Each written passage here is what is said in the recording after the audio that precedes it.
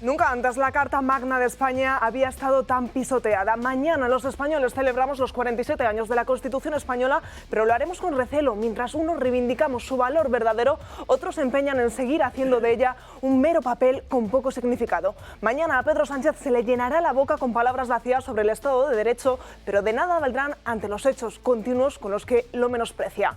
Habla de la Constitución, pero parece olvidarse de ella cuando decidió aprobar la ley de amnistía únicamente por intereses propios. Habla de Constitución cuando día sí y día también muestra su desprecio al Poder Judicial.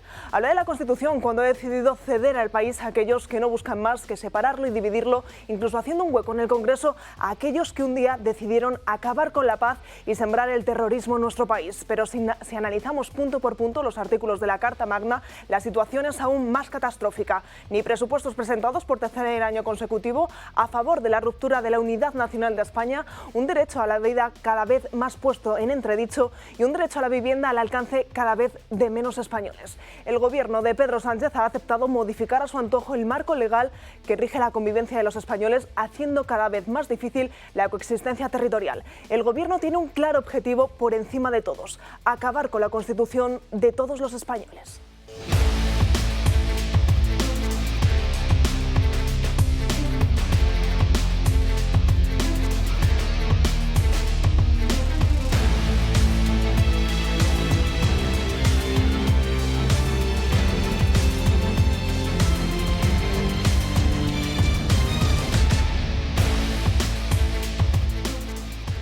¿Qué tal están? Muy buenos días. Viernes 5 de diciembre miramos el santoral San Sebas. Por delante de un programa en el que vamos a analizar toda la actualidad política, pero sin duda tenemos que comenzar el programa de hoy con una triste noticia, y es que nos ha dejado en las últimas horas Alfonso Usía, un periodista de referencia, todo un maestro del columnismo español. Desde aquí nuestro más sentido pésame a toda su familia, a todos sus amigos que, como decíamos, hace apenas unos minutos, hace apenas una hora nos comunicaban y nos confirmaban esa trágica noticia. Llevaba varios meses luchando contra una larga enfermedad. Desde aquí, como decimos, nuestro más sentido pésame.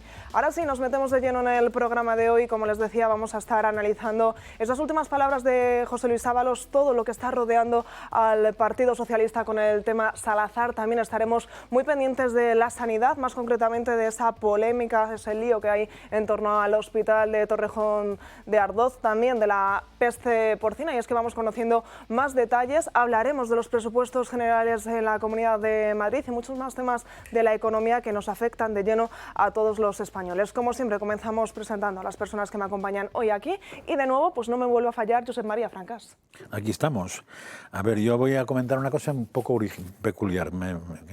Ayer estuve hablando con unos amigos míos para ver cuándo quedamos, porque en el entorno de Navidades quedamos mucho, pero en el entorno de Navidades siempre quedamos, y en un momento dado me trasladaron una cosa y dije, mándamelo, porque una cosa que ellos le llaman lluvia fina, que yo diría más bien que es adoctrinamiento mediático, que es un tema que de golpe empieza a aparecer en muchos sitios de prensa, que nos va marcando un poco por dónde van los tiros. Y es muy interesante porque sale en el Confidencial, no sé si el mismo día o el día anterior, sale en el Liberal, sale en el Diario.es, sale en El País y sale en Reddit directamente.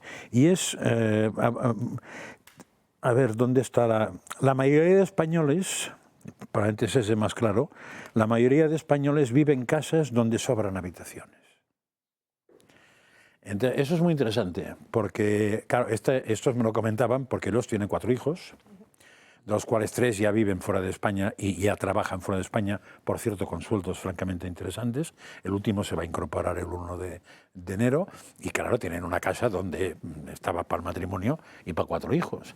Y entonces se sintieron concernidos por eso, diciendo, ahora, ¿qué pasa? Que ahora me van a atacar a mí porque tengo habitaciones libres. Y toda la sensación que da es esa.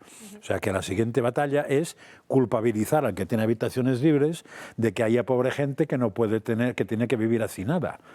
Claro, esto es muy gamberro, ¿eh? O sea, esto es muy torticero, porque es eso que decía yo de adoctrinamiento mediático, de ir socavando en lluvia fina, que le llaman ellos.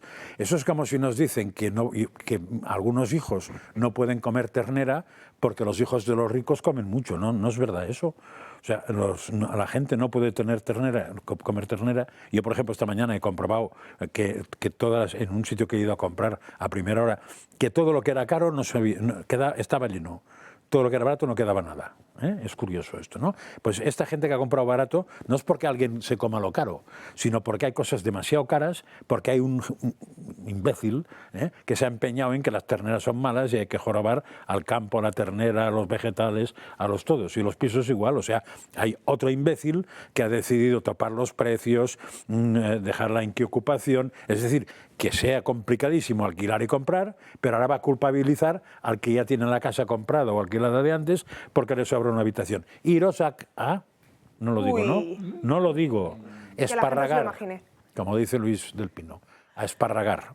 También en mesa conmigo, Julián Victoria, muy buenos días, bienvenido. Muy buenos días, yo hoy más radical que ayer, pero un poco menos que mañana. Francas, me recuerda lo que contabas, que como la Unión Europea cuando dice que los europeos el problema es que ahorran demasiado, ¿no? Sí, claro, somos malísimos. Somos un problema todos, sí. Papá Estado tiene que dirigirnos hacia dónde gastar nuestro dinero y con quién llenar nuestras habitaciones, ¿no? Sí. José Ramón Riera, bienvenido, buenos días. Muy buenos días. Luego me permitirás que le cuente una cosa, porque es que le he terminado de investigar esta mañana sobre el tema de la vivienda, así que va directamente relacionado con lo que acabas de decir. Me ilustrará mucho. ¿Es breve la respuesta? Saludo, Jorge Sanz, bienvenido, que si no te dejamos ahí. Muy buenos días. Breve esta respuesta. No, vamos a ver, tan fácil como esto. Sánchez se ríe de los jóvenes, 806 millones para vivienda y 276.000 casas fantasmas. Este es un artículo que he terminado esta mañana, que mandaré al debate. Tuyo, además. Sí, mío. Y puedo contar por qué digo 276.000 casas fantasmas y por qué 806 millones en total dedicado a vivienda desde que está Pedro Sánchez en el gobierno. No en un año, en todos. No. En 7 años, 806 millones de euros. Es decir, aquí lo tienes, 806 millones la Administración Central en los últimos 7 años. Y ha prometido... No, sí, 200 y pico mil, mil casas. O sea, es una vergüenza. Pero es que yo cuando te he preguntado, absoluta. tú me decías que dedicabas 600.000, pero yo pensé al año, no desde que... Yo pensé al año, y ya me parecía ridículo. En 2018, 85 millones, 2019, 58 millones, 2020, 55 millones. Todo dicho por la Intervención General de la Administración del Estado, que acaba de sacar la contabilidad nacional medida por la función del gasto público. ¿Y es fiable eso o es a la baja? No, es lo que dice la contabilidad nacional, dicho por la Intervención General de la Administración del Estado. Pues yo ya, si tampoco le queremos a los pregunto. ¿Tú te lo crees? Yo sí. Vale. Menos mal que la vivienda era uno de los principales problemas en los que iban a luchar y iban a intentar paliar. La prioridad. Vivienda. Pues menos mal. Dijo que iba a dedicar 1.000 millones el 17 de febrero del 2021, que iba a construir 20.000 viviendas el 25 de marzo, que anticipó en el tema electoral del 2023 183.000 viviendas. Luego, el 29 de julio del 2024, dijo que iba a construir otras 43.000 viviendas. Y en Casa 47, que es la agencia que han montado, que no ha hecho absolutamente nada salvo gastar dinero, dijo que iban a seguir promoviendo la vivienda. 276.000 viviendas prometidas en diferentes fases y se ha gastado de 4.200.000.806 millones de euros para vivienda. Julián, te lo pongo en bandeja para que utilices esta información que se publicará la semana que viene oficialmente en el diario El Debate, para que la utilicéis. Por supuesto. Pero para repartir. Podríamos decir... menos que ayer, pero más que ayer, pero menos que mañana. Menos que mañana. Podríamos decir, José Ramón, que progresismo es a progreso como carterista a cartera, ¿no? Sí. Cada vez que le meten dinero a una cosa, la empeoran. Cada vez que vamos a aumentar la partida para luchar contra violencia de género, y entonces aumentan los datos de violencia de género. Es hoy hay una novedad. Indirectamente proporcional. Hoy hay una novedad, no sé si lo sabéis, porque yo he tenido una desgracia esta mañana. A ver. No vamos a comenzar el programa hoy, ¿eh? Sí, pero acabaremos. Cuando yo ya digo que yo veo las televisiones, ¿no? Entonces, en un momento determinado, me meten publicidad. Y cuando me meten publicidad, busco algún sitio donde no haya publicidad, porque ya he comprado todo lo que tenía que comprar. Y entonces me he ido a la 1 y después a 24 horas. Y me he encontrado con una conferencia de Pedro Sánchez, hoy en directo, supongo, en el mundo del deporte. Eso es. Donde ha prometido un organismo nuevo. Ostras. que es un organismo central de coordinación deportiva. Van a descoordinar el deporte. Entonces, por eso te digo que tiemble el la deporte madre, o sea, español. ha contado quién va a estar. Va a estar el Consejo Superior de Deportes, va a estar el Comité Olímpico Nacional y el Comité Paralímpico Nacional, y supongo que 3.000 asesores. Y los partidos políticos, por supuesto, entrarán ahí. Contabilizadores, apuntadores, bedeles, choferes y tal. O sea que me hemos perdido dinero esta mañana otra vez. Me callo ya con eso porque En el mundo deportivo. me lleva un disgusto. Sí. Pues ahora sí, vamos a comenzar hablando de Eurovisión porque ya es oficial y es que España no va a participar en la próxima edición de Eurovisión fijada para mayo de 2026 y eso que llevaba haciéndolo durante los últimos 65 años de manera ininterrumpida. España no estará en una cita clave, se cumplen 70 años del festival. Además, Radio Televisión Española no retransmitirá el festival del próximo año y se trata de la renuncia al programa estrella de la Radio Televisión Pública Española, el espacio más visto año tras año en las pantallas. El motivo no es otro que la participación confirmada de Israel. Además de España, tampoco participarán Países Bajos, Irlanda y Eslovenia, y hasta el momento Bélgica e Islandia se lo siguen pensando. La decisión de la participación de Israel se votó en la Asamblea General del organismo europeo que se está celebrando estos días en Ginebra y el resultado, ojo, porque fue apoyado por el 74% de los votos a favor. Y desde Israel, ¿qué han dicho? Pues a través de un tuit el presidente del Estado mostraba su plena alegría y decía que Israel merece ser representada en todo escenario mundial, una causa con la que estoy completamente comprometido. Me alegra que Israel participe de nuevo en el Festival de Eurovisión y espero que la competición siga celebrando la cultura. De nuevo, España se desvincula, decide no participar en Eurovisión, pero en otras competiciones, como por ejemplo Juegos Olímpicos, de momento sí que va a participar, sí. Y lo que está más próximo, los Juegos Olímpicos de Invierno, que serán el próximo mes de febrero, en el que sí que participa Israel, de momento España también va a participar. No sé, el hipócrita de la Moncloa es bestial, porque acordaos que quiso ser de los firmantes de la paz en Israel. ¿Os acordáis de esto, no? Que forzó el ir ahí, a través, no sé si fue de Egipto o de quién consiguieron colarlo, entonces pues, debió firmar otra cosa, porque si Israel hay paz en Gaza, se supone que eso está pasado de moda, lo de ir o no ir con Israel a un sitio, porque ya está arreglado. Pues ya se ve que no, el hipócrita de la Moncloa es capaz de ir a firmar la paz y al mismo tiempo seguir pensando que están en guerra. ¿Sabéis cuánto nos cuesta participar en... sí, se lo gastarán en otra cosa. En el festival, 860.000 euros. Es decir, que hay que pedirle a Televisión Española que devuelva ya inmediatamente 860.000 euros a la caja del Ministerio de Hacienda y que el Ministerio de Hacienda haga una reserva de no ingresar 860.000 euros inútiles a través de los impuestos. Porque claro, ya que no vamos, hombre, por lo menos que no nos gastemos los 860.000 euros que nos costaba la broma. O sea, así que, bueno, a mí, si me los devolviesen, me los diese a mi bolsillo, me encantaría, porque me tendría una participación. Igual, ¿sabes lo que nos lo vamos a gastar o lo que ya está gastado? En el rescate de la flotilla, por ejemplo, sí, en traer de vuelta a todos los de la flotilla. En farlopa, en otras cositas que utilizamos habitualmente. Podríamos decir que a los Juegos Olímpicos sí vamos, pero a Eurovisión no. No tendrá que ver con que en Eurovisión siempre quedamos últimos y en los Juegos Olímpicos nuestros grandes deportistas, los mejores del mundo, sí nos representan, ¿no? Sí, supongo. Yo, la verdad que me alegro de no ir a Eurovisión porque Eurovisión se ha convertido en el epítome del wokismo y de la decadencia, con lo cual, mientras menos ridículo podamos hacer ahí, menos apoyemos la caterva de generaciones que se ve constantemente, mejor que estemos fuera de eso. Jorge. No, bueno, aparte de los 860.000 euros, yo coincido en el diagnóstico de que por qué salirnos de Eurovisión y no de unos Juegos o de un Mundial de Fútbol. Es algo que está todavía por explicar.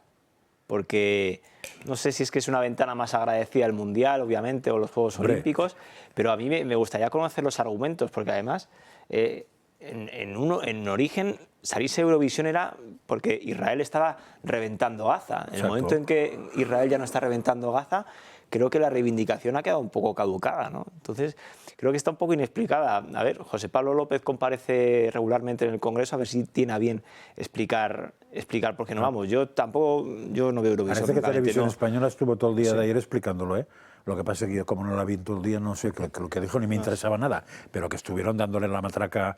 La viste, pero la pagaste, sí. Francás. No, que lo contó la gente. Salió de tu dinero, pero luego no la pudiste disfrutar. La he pagado, pero lo contó la gente. Algo que es muy habitual, que es lo de mezclar churras con merinas. Creo que es compatible denunciar los excesos en Gaza con ir a un concurso de la canción, si de verdad tú te crees que es un concierto de la canción. Claro, porque dices, no, es que eso está muy politizado. No, está muy politizado desde el momento en que tú decides no ir por una guerra que te pilla 6.000 kilómetros. euros, ¿no? Pero bueno, ese es otro... Es que en Y que ya no hay teoría guerra, y que ya no hay guerra.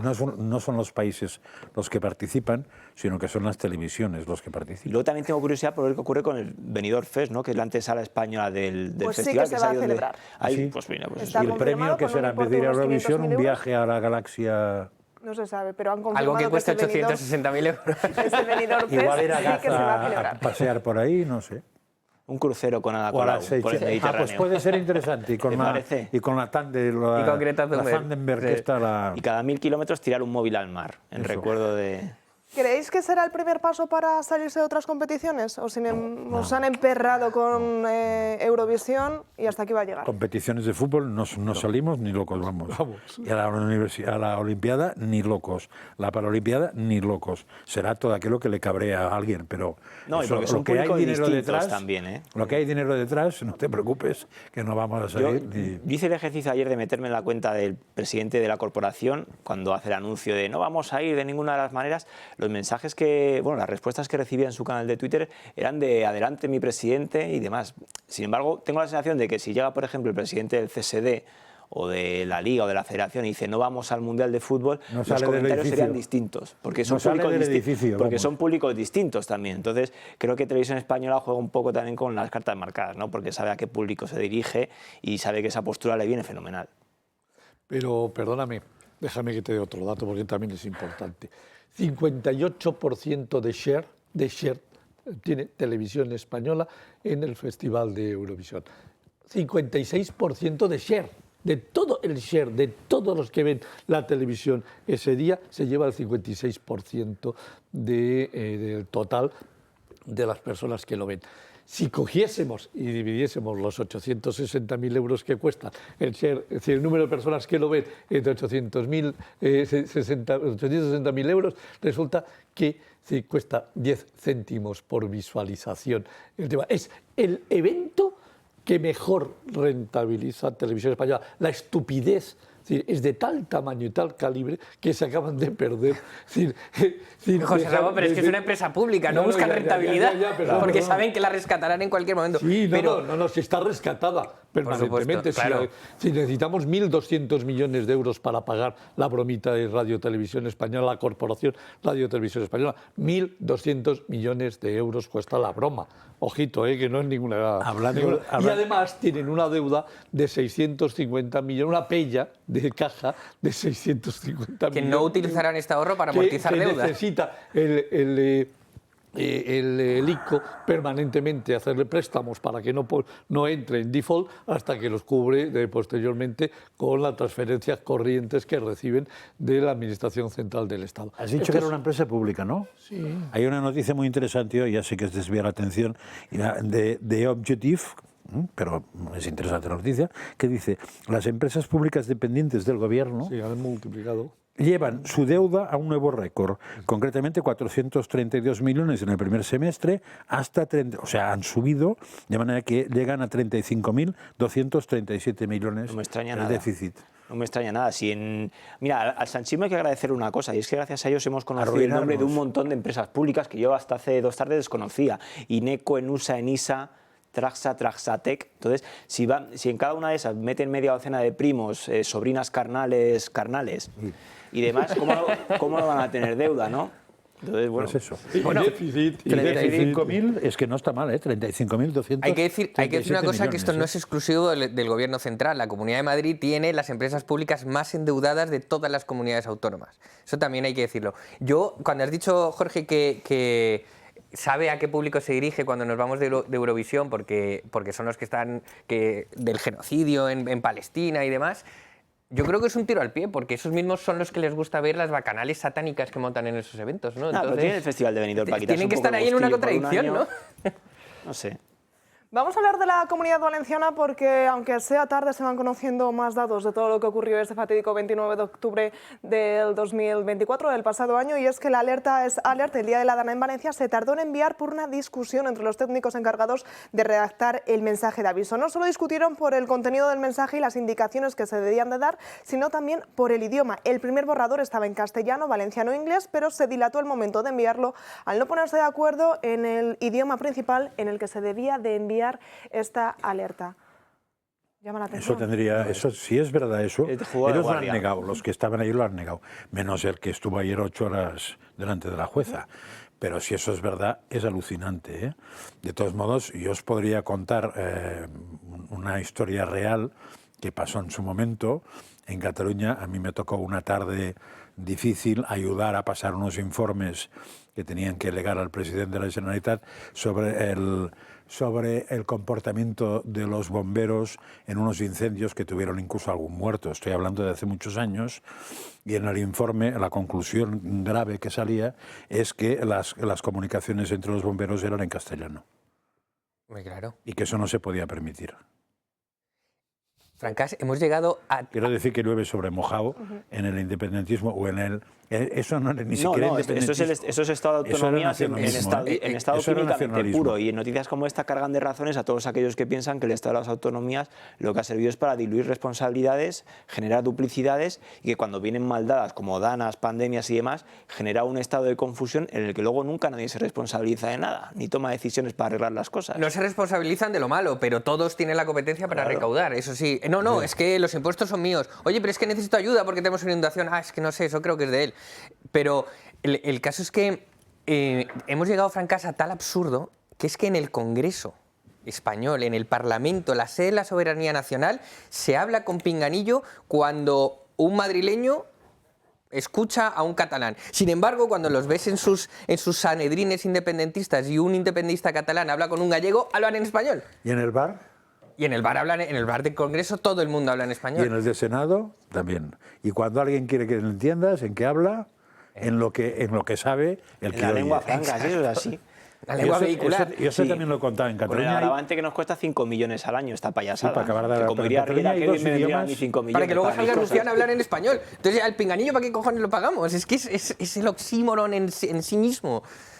Una más de esta división que nos quieren hacer con las lenguas cooficiales. Nos vamos a ir a la primera pausa publicitaria. A la vuelta seguimos hablando y nos metemos de lleno, ahora sí, en toda esa polémica que rodea el caso Salazar en el Partido Socialista. Una más. 12:25 del mediodía, seguimos en directo aquí en Dando Caña y nos adentramos de lleno en esa polémica del caso Salazar. Y ojo con el titular que publica hoy El Español, porque señalarían directamente a Pedro Sánchez. Y es que miembros del grupo de gobierno y dirigentes del Partido Socialista sostienen que es Sánchez quien está protegiendo a Paco Salazar. Sánchez ha mantenido contacto con quien ha sido su asesor tras ser cesado por supuesto acoso, pero Partido Socialista y Moncloa niegan haberlo contratado. La decisión de si se enviaba el caso de la Fiscalía o no no ha sido tanto ni de María Jesús Montero ni de Torró, sino aseguran que vendría de más arriba. Precisamente María Jesús Montero hablaba sobre estas denuncias y sobre la tardanza que tiene el Partido Socialista a la hora de abordar este tipo de denuncias. Que son en un tiempo excesivamente largo. Creo que tenemos que mejorar esos procedimientos para que sean más ágiles y sobre todo para que permitan que la víctima se sienta acompañada durante todo este proceso, que es algo que yo creo que se ha puesto de manifiesto en estos días. Yo conocía que esta persona había puesto una denuncia, pero por supuesto no conocía el contenido. Esa denuncia de la trabajadora del Partido Socialista de Torremolinos, y si tenían algún tipo de dudas, pues sí, Pedro Sánchez también tiene una foto con el socialista de Torremolinos que ha sido denunciado por acoso sexual. Ahora tan solo tenemos que esperar a ver si es hoy, mañana, pasado, cuando se desmiente, se desliga de cualquier tipo de relación con este socialista de Torremolinos. Caso Salazar nos sorprende y sobre todo nos sorprende que un gobierno, el que dice ser el más progresista, el más feminista, esté tardando tanto en un tema tan serio como son esas denuncias internas contra Salazar o como es el caso de esta trabajadora socialista de Torremolinos que presentó esa denuncia por el canal interno, tanto que dicen de hacer uso del canal interno del Partido Socialista, no les hicieron caso y tuvo que ir a la audiencia a presentar esta denuncia. Bueno, Natalia, ¿cuál es mi cámara? ¿Esa de ahí enfrente? ¿Se acuerdan de soy feminista porque soy socialista? Lo que lo decía Ábalos. O sea, estos tíos que no paran de tener escándalos sexuales, de abusos internos y externos, resulta que son los mismos que van a venir a enseñar a nuestros hijos en los colegios sobre educación sexual. Por ejemplo, resulta que los de los protocolos pioneros para salvar a las mujeres de los hombres machistas y tal, son los que sueltan violadores a la calle y los que tienen un aumento de un 700% en agresiones sexuales y cuestiones de género. A lo mejor es que las mujeres de izquierda tienen mal concepto de los hombres porque solo se han encontrado con políticos de izquierda, ¿no? Puede ser. Con Errejones, Con Errejón, y Abalitos. Debe ser un gremio complicado, ¿eh? El político de izquierdas que conocemos, vamos. Debe ser un gremio muy complicado de tratar. Porque la gente normal, yo he preguntado a amigas mías y todo eso, no son conscientes de que les pase en el mundo profesional. Probablemente pasa, pero no sé con qué frecuencia, pero muchas no, pero es que en el otro lado les pasa a todas, ¿no? Sí, es que es increíble. ¿Todas? Sí, la verdad es que es decir, me encanta ver esas fotos de Pedro Sánchez reunido. Todo el que toca acaba en la cárcel. Es increíble.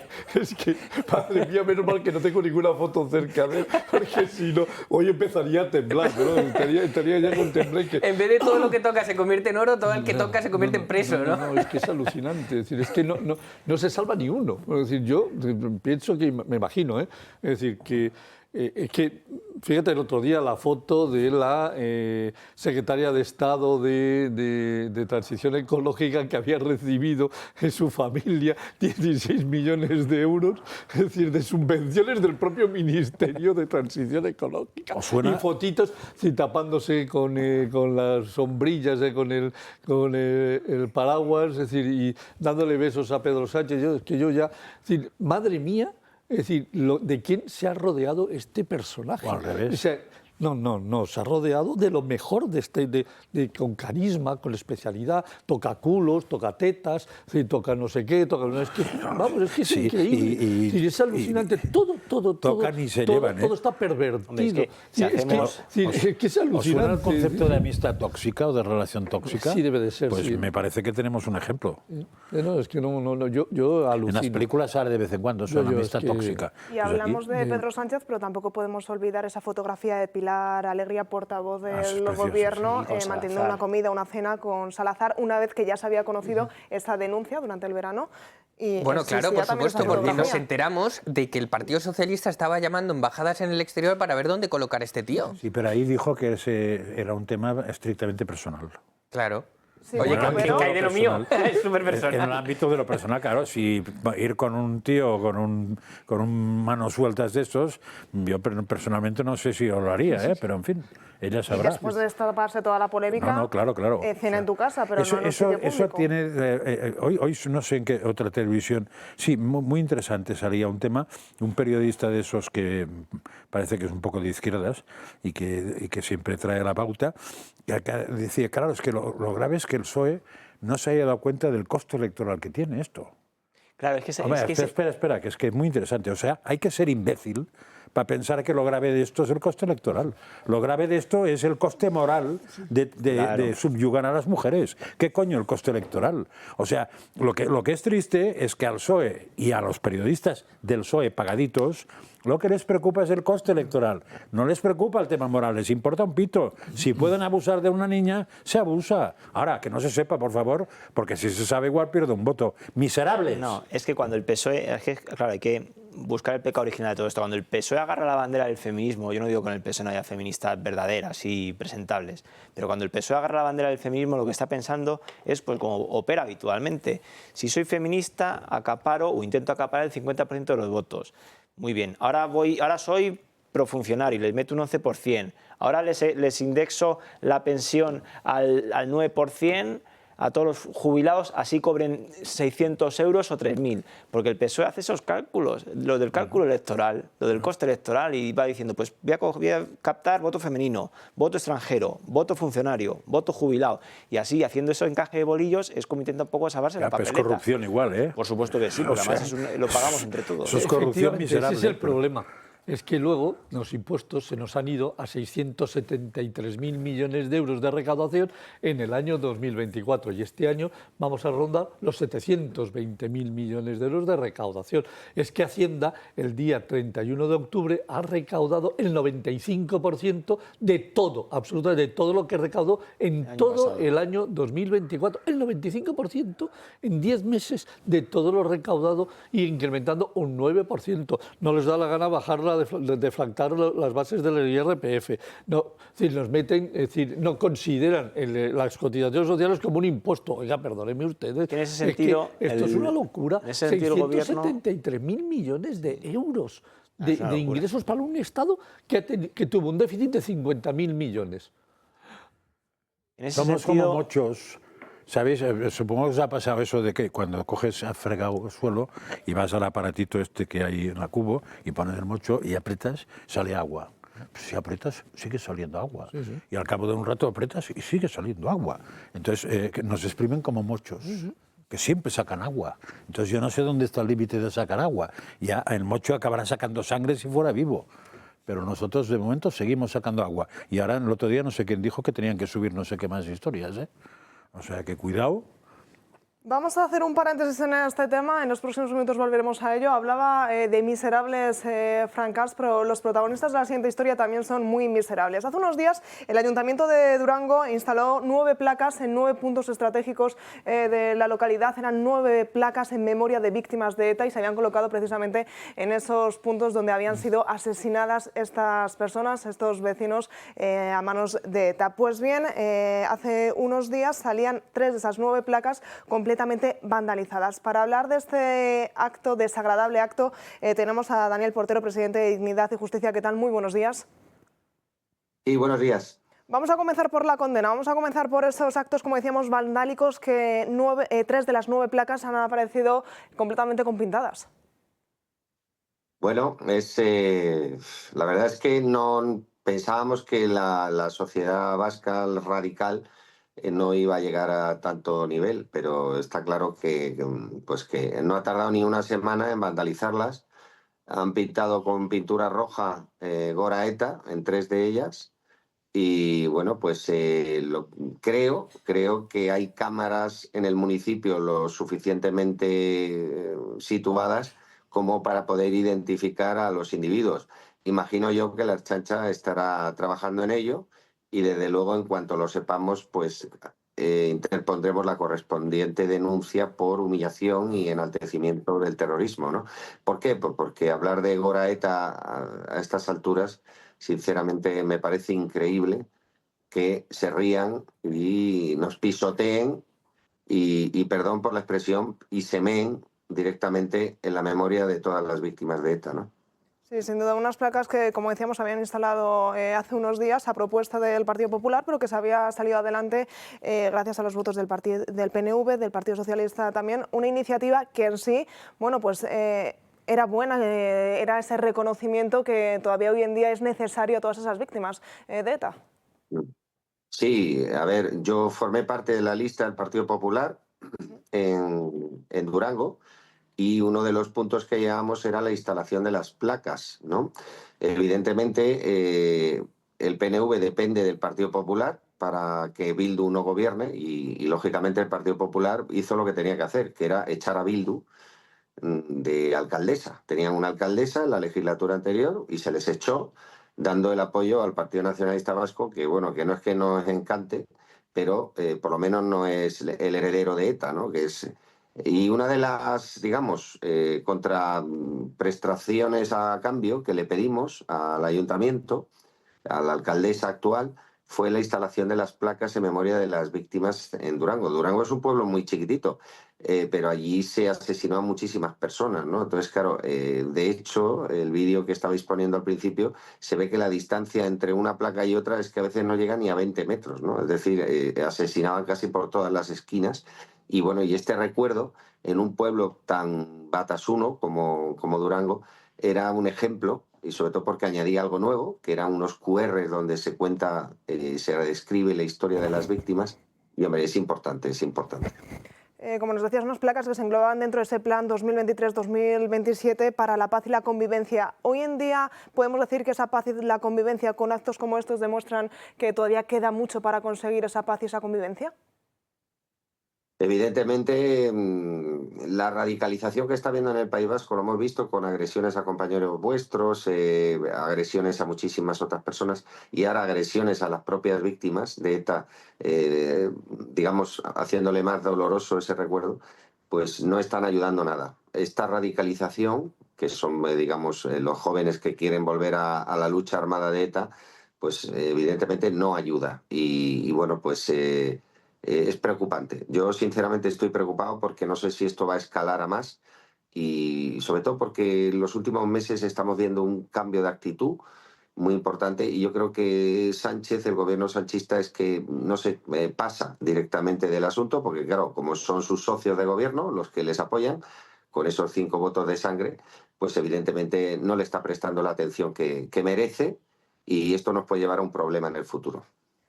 Le quiero preguntar directamente por una de las últimas declaraciones de Arnaldo Otegi, que decía: somos un ejemplo. Hacía referencia a que son el único partido que no tienen supuestamente corrupción, pero sin embargo tiene el valor de decir que son el único partido político que son un ejemplo. Para ustedes, ¿cómo asimilan este tipo de declaraciones? Bueno, yo entiendo que son un ejemplo del asesinato, porque hay que recordar que Otegi policialmente está implicado en asesinatos. Eso yo creo que la gente lo tiene que saber. Que las causas estén prescritas judicialmente no significa que él no haya cometido los asesinatos, ni haya participado de ellos.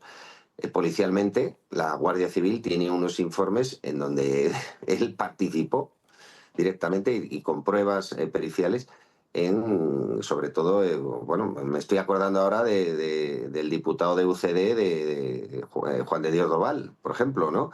O Luis Abaitua, o, en fin, no sé, muchas personas que no han tenido justicia, porque está prescrito los delitos, pero en donde este individuo pues formó parte de ese asesinato. Por tanto, de un asesino, ¿qué nos podemos esperar? Pues nada, ejemplos de lo que es el asesinato y la herencia. Lo que está es estrujando a un gobierno muy débil, que le importa 8 que 80, que le da igual acostarse con Bildueta y levantarse con Bildueta, ¿no? Entonces, como tenemos un dirigente, Pedro Sánchez, que es un sociópata, que él cree que absolutamente todo lo que hace está bien, aunque sea malo, y nadie lo va a convencer de lo contrario, pues le da igual acostarse con Bildueta y levantarse con ellos, ¿no? Por consiguiente, para mí no me merece ningún respeto, al revés, me da asco Arnaldo Otegi, y me da asco Sánchez por eso, acostarse y levantarse con Otegi.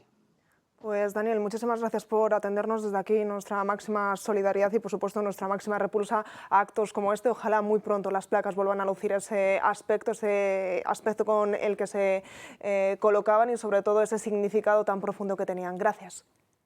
Muchas gracias a vosotros, como siempre, por darnos voz. Sin ninguna duda, bueno, pues un acto, como decíamos, de miserables. Abrimos ahora página para el Club de Amigos.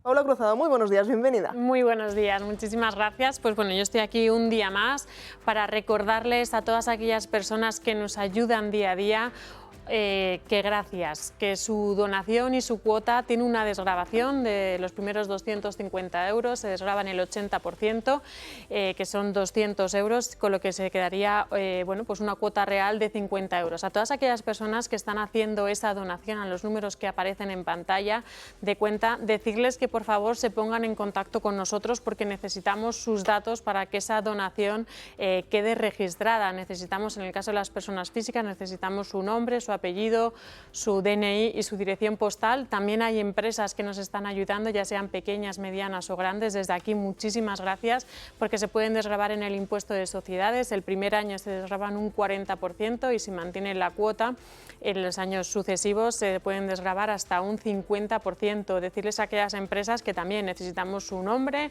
su CIF y su dirección postal. Aquellas personas que nos siguen día a día y que todavía no se han hecho socio o no han hecho esa donación, desde aquí le decimos que lo hagan, porque de verdad que no se van a arrepentir, que esta es una televisión en el que busca ese resquicio de libertad que otras televisiones pues no lo tienen, en el que oyen noticias que otros medios callan y sobre todo pues juntos somos más fuertes. Por eso nosotros día a día les pedimos su ayuda, su colaboración para que este medio de comunicación siga siendo la realidad que es. También bueno, pues informarles que el Club de Amigos lleva a cabo pues actividades. Ayer jueves estuvo el ciclo de Fernando Paz, del ciclo del cristianismo.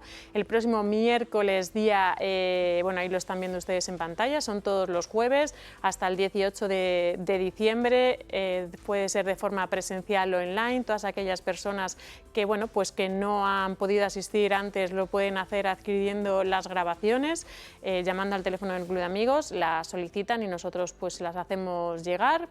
El próximo miércoles, día 10 de diciembre, estará con nosotros Xavier Horcajo en un tema de máxima actualidad, como es el caso Pujol. El juicio que llevamos esperando más de 11 años, sobre todo, bueno, pues a ver qué es lo que está pasando. Vamos a analizarlo de abajo arriba y de arriba abajo.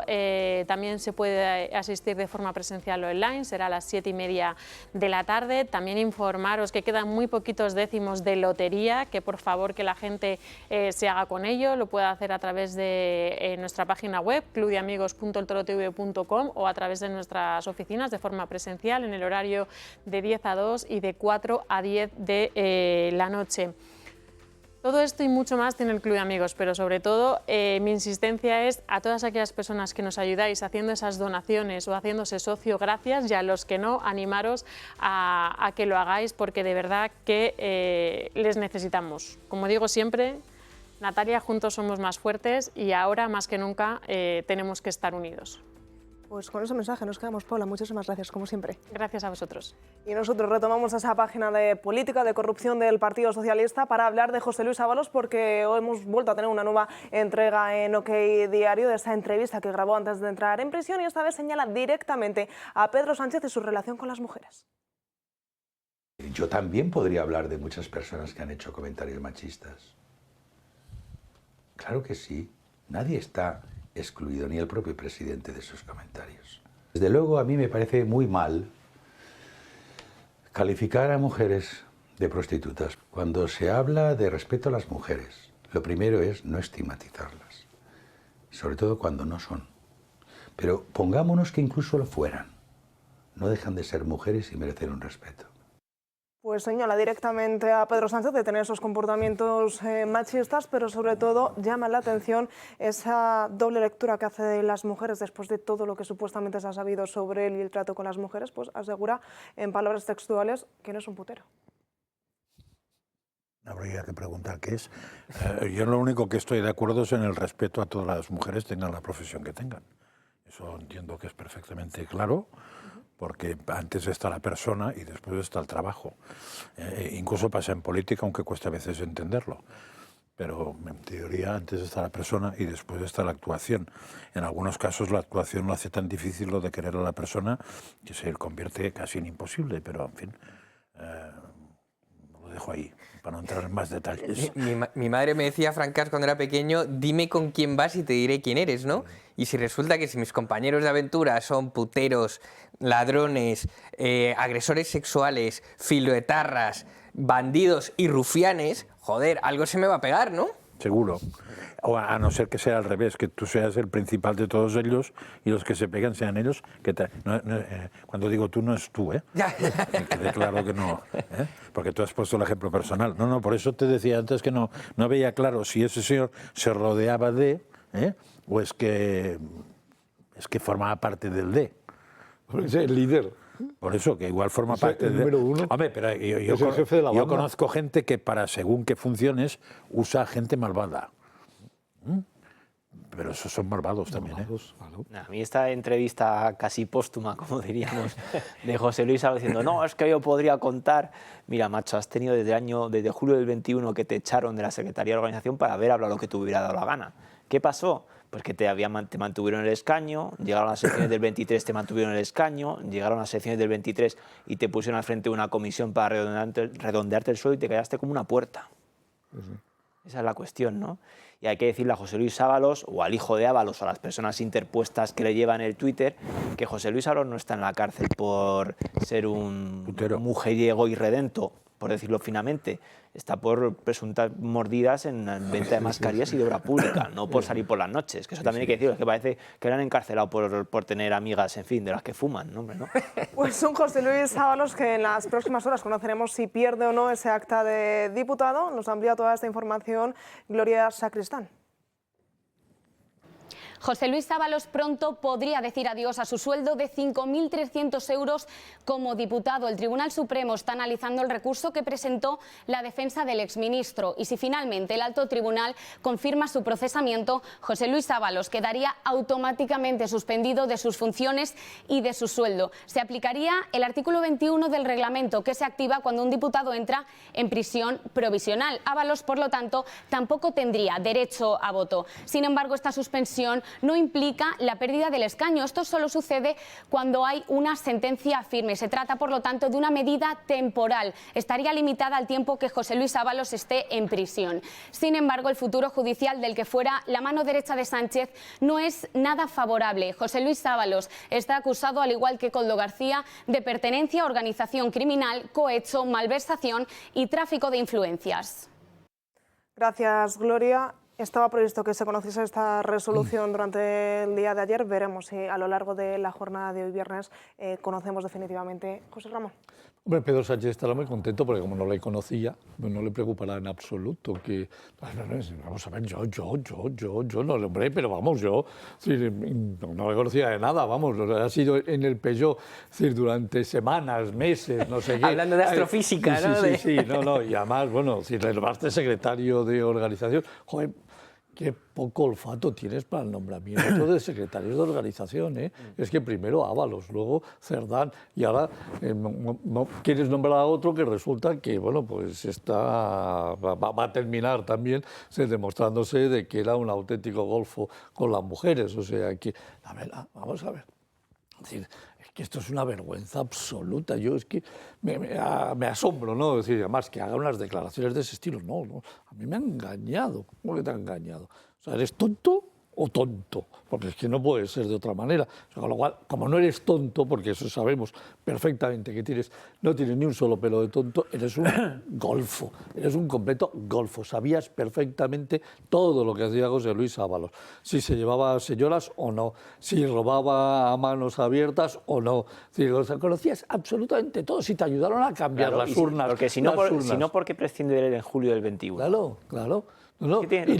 Prescinde, pero prescinde a medias y comprándole el silencio. Y luego la avisa de que hay una investigación. Número 2 de las listas en el 23 por Valencia, por eso sigue siendo diputado en Cortes, o sea, que es que no, lo sabías todo, absolutamente todo. Porque claro, te hace una entrevista, es decir, una señora, es decir, que deja muchísimo que desear profesionalmente, porque claro, cuando te dice eso hay que sacar el hacha, o sea, hay que sacar el hacha en la entrevista y hay que decirle de todo, o sea, que tú no sabías nada, no te enterabas de nada y eras tonto, ¿no?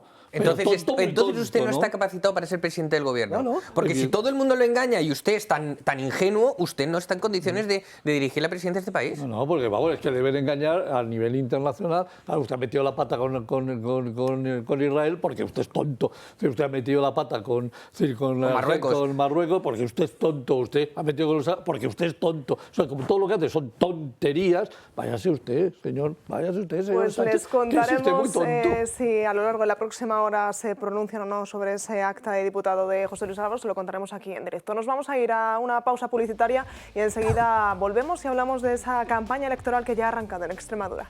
Pues 5 minutos para la 1 de la tarde, seguimos aquí en directo y vamos a adentrarnos en esa campaña electoral que comenzó ayer a las 12 en punto en Extremadura, y es que la cuenta atrás para ese 21 de diciembre ya comenzamos. Vamos a repasarlo. Extremadura enciende motores, arranca una de las campañas más intensas de los últimos años. 65 escaños, 3 semanas de campaña y 4 grandes fuerzas listas para pelear hasta el último voto de los casi 900.000 extremeños llamados a las urnas. El PP con María Guardiola al frente sale fuerte desde Don Benito con un mensaje muy claro: continuar el cambio. Llaman a la estabilidad, el crecimiento y dicen querer mantener el impulso que les llevó al gobierno, pero saben que el tablero está más ajustado que nunca. Vamos a estar con la gente, vamos a estar para la gente, porque nuestro objetivo es consolidar ese proyecto de cambio que comenzamos hace prácticamente 2 años y medio. Yo lo que pido es la confianza de los extremeños, porque no les vamos a defraudar. Por su parte, Vox arrancó la defensiva en Cáceres. El objetivo, crecer y convertirse en la gran alternativa al bipartidismo. Su líder ha lanzado mensajes directos, duros y un llamamiento a la movilización de los votantes desencantados con los de siempre, llegando a visitar hasta 3 localidades al día. Nos vamos a dejar la piel por Extremadura, por traer a esta tierra las ideas de Vox y por traer a esta tierra el cambio que Guardiola nos ha robado, porque los extremeños cada vez más están hartos de que nos engañe el bipartidismo corrupto. El PSOE de Gallardo arrancó desde Plasencia apostando por desplazarse en un mismo día a diferentes lugares. como Mérida, donde también comenzó una pega de carteles con su propuesta. La intención, recuperar terreno perdido y frenar a lo que califican de ultraderecha. Y sé que llevó la mochila llena de piedra, que es lo que ha querido la ultraderecha que lleve. Por eso solo os voy a pedir una ayuda de 15 días. Y con esa ayuda de movilización de 15 días, yo me comprometo a dejarme el alma durante 4 años para cambiar esta tierra. Por último, la campaña de Unidas por Extremadura, la llamada Izquierda Alternativa, también pisa fuerte. Defienden la necesidad de más derechos sociales, vivienda y políticas para jóvenes, pretendiendo ser el contrapeso progresista y llevarse los votos dispersos. Extremadura hoy no puede sacar pecho. Hoy tiene que hacer una revisión profunda de qué es lo que se está haciendo y qué se está haciendo mal para ponerle un parche. 4 grandes fuerzas principales que se vuelcan en las calles en una carrera por conseguir cada voto, mientras Extremadura observa con lupa a cada candidato. 3 semanas, unas urnas y una decisión que de momento parece no estar nada clara. ¿Y qué dicen los últimos sondeos? Pues volvería a ganar el Partido Popular, aunque eso sí, con un Vox cada vez más creciente, consiguiendo cada vez más diputados, y que volvería a ser clave para que el Partido Popular volviese a gobernar en Extremadura. Se acercan las elecciones de Extremadura y son varios los sondeos que se están haciendo a nivel autonómico y nacional. El catedrático en Economía Jesús Fernández Villaverde ha hecho un análisis a raíz de las encuestas publicadas en noviembre. Entre sus conclusiones más destacadas observa que PP y PSOE están prácticamente empatados en votos con 7,3 millones cada uno, aunque los populares tienen una ligera ventaja con una probabilidad del 60%. Sin embargo, el gran ganador es Vox. Según los microdatos recopilados por Villaverde, el partido de Abascal podría haber superado los 5 millones y rondaría ya los 70 escaños. Esto significa que de alinearse con el PP, la derecha superaría los 185 escaños con facilidad. Por primera vez desde la transición, el arco conservador, contando con Se acabó la fiesta, podría superar el 50% de los votos válidos. Este éxito de Vox destaca especialmente entre la clase obrera y los jóvenes. El catedrático señala que Vox es el partido más votado entre los menores de 60 años por delante del PSOE. Empieza a destacar entre los votantes de menor renta y el economista añade que el futuro de Vox está en las zonas industriales y no en los barrios ricos. Carlos Hernández Quero, uno de los portavoces de la formación de Abascal, influye bastante en estos discursos, como afirma Villaverde. De hecho, el catedrático ha usado la foto del joven político para ilustrar su informe. Este éxito de la formación de derechas pone de relieve que el PP tiene un problema demográfico estructural más grave que el PSOE, porque su electorado se concentra en los mayores de 65 años. El escenario deja a los socialistas sin esperanzas, especialmente si Sumar y Podemos compiten por separado. Además, la caída de los comunes en Cataluña hace imposible llegar a los 176 apoyos. El profesor señala que la única estrategia posible para Sánchez sería absorber a los de Yolanda para quedar por delante de Feijóo en votos. Concluye su informe diciendo que al PSOE le interesa... ¡Viva España!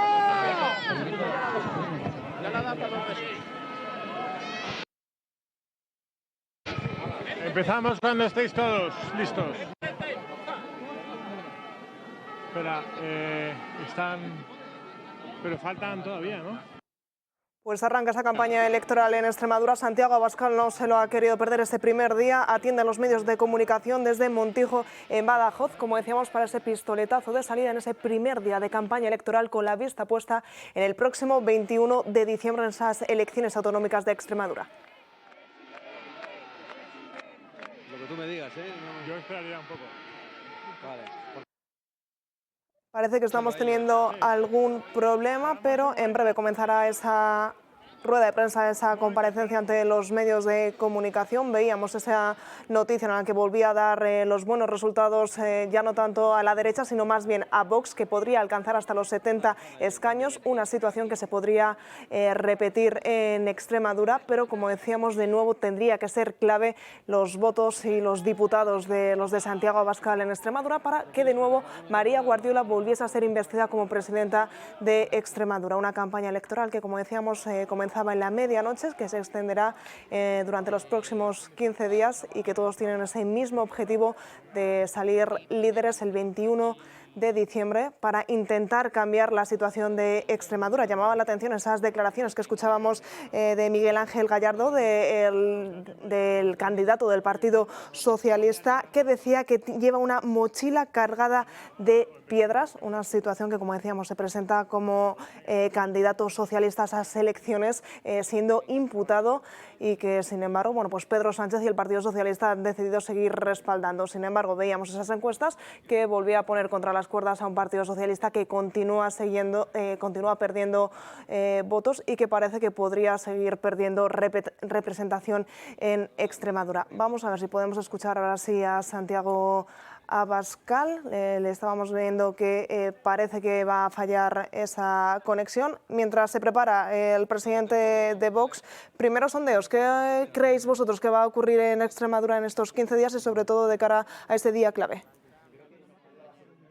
Laboratorio, sé que es una frase hecha y que se usa bastante a menudo, pero creo que verdaderamente va a ser un muy buen laboratorio de lo que puede ocurrir en el conjunto del país, porque hay ahí un candidato del PP, de las muchas familias que tiene el PP, un PP moderado, hay un candidato del PSOE imputado y hay un Vox creciente, con lo cual es un escenario bastante parecido al que nos podemos encontrar a nivel nacional, ¿no? Con un líder del PP que no es de los más beligerantes contra determinadas ideas, con un Partido Socialista que en Extremadura es sinónimo de corrupción, porque donde Gallardo dice que lleva piedras en la mochila, yo por piedras entiendo imputaciones, y muy graves además, y con un Vox que quiere asomar la pierna. Yo lo interpreto así y creo que puede tener un poder de influencia bastante potente en los comicios que vengan a continuación y que van a ser pues, en febrero Castilla y León, en verano Andalucía y en las generales que a más tardar son en año y medio, ¿no? Entonces, bueno, va a ser una fecha importante la del 21 de diciembre. Al hilo de lo que dice Jorge, también aparte de los resultados que saquen cada fuerza, creo que lo importante va a ser cómo se va a conformar ese gobierno. ¿Cuáles van a ser los pactos? ¿Cuáles van a ser las negociaciones? ¿Y quién se va a acercar a quién? Porque creo que eso sí que va a marcar los próximos comicios autonómicos que hay y las elecciones generales que tienen que caer en cualquier momento. Con lo cual, ojo que puede cambiar el panorama si el Partido Popular se abraza al Partido Socialista, si siguen con ese mantra de que para frenar a la ultraderecha y en un gran pacto de regeneración democrática de los dos partidos de Estado tienen que ponerse de acuerdo. Veremos. Recordemos que en la número 9 de la lista de Guardiola, que va en la lista del Partido Popular, fue la secretaria de Igualdad del Partido Socialista. Lo que ha provocado que varios concejales hayan dado de baja del Partido Popular acusándola de traición. ¿Qué va a pasar? No lo tengo claro. En primer lugar, sí que deberíamos decir que estas son unas elecciones que no tenían que haber ocurrido nunca.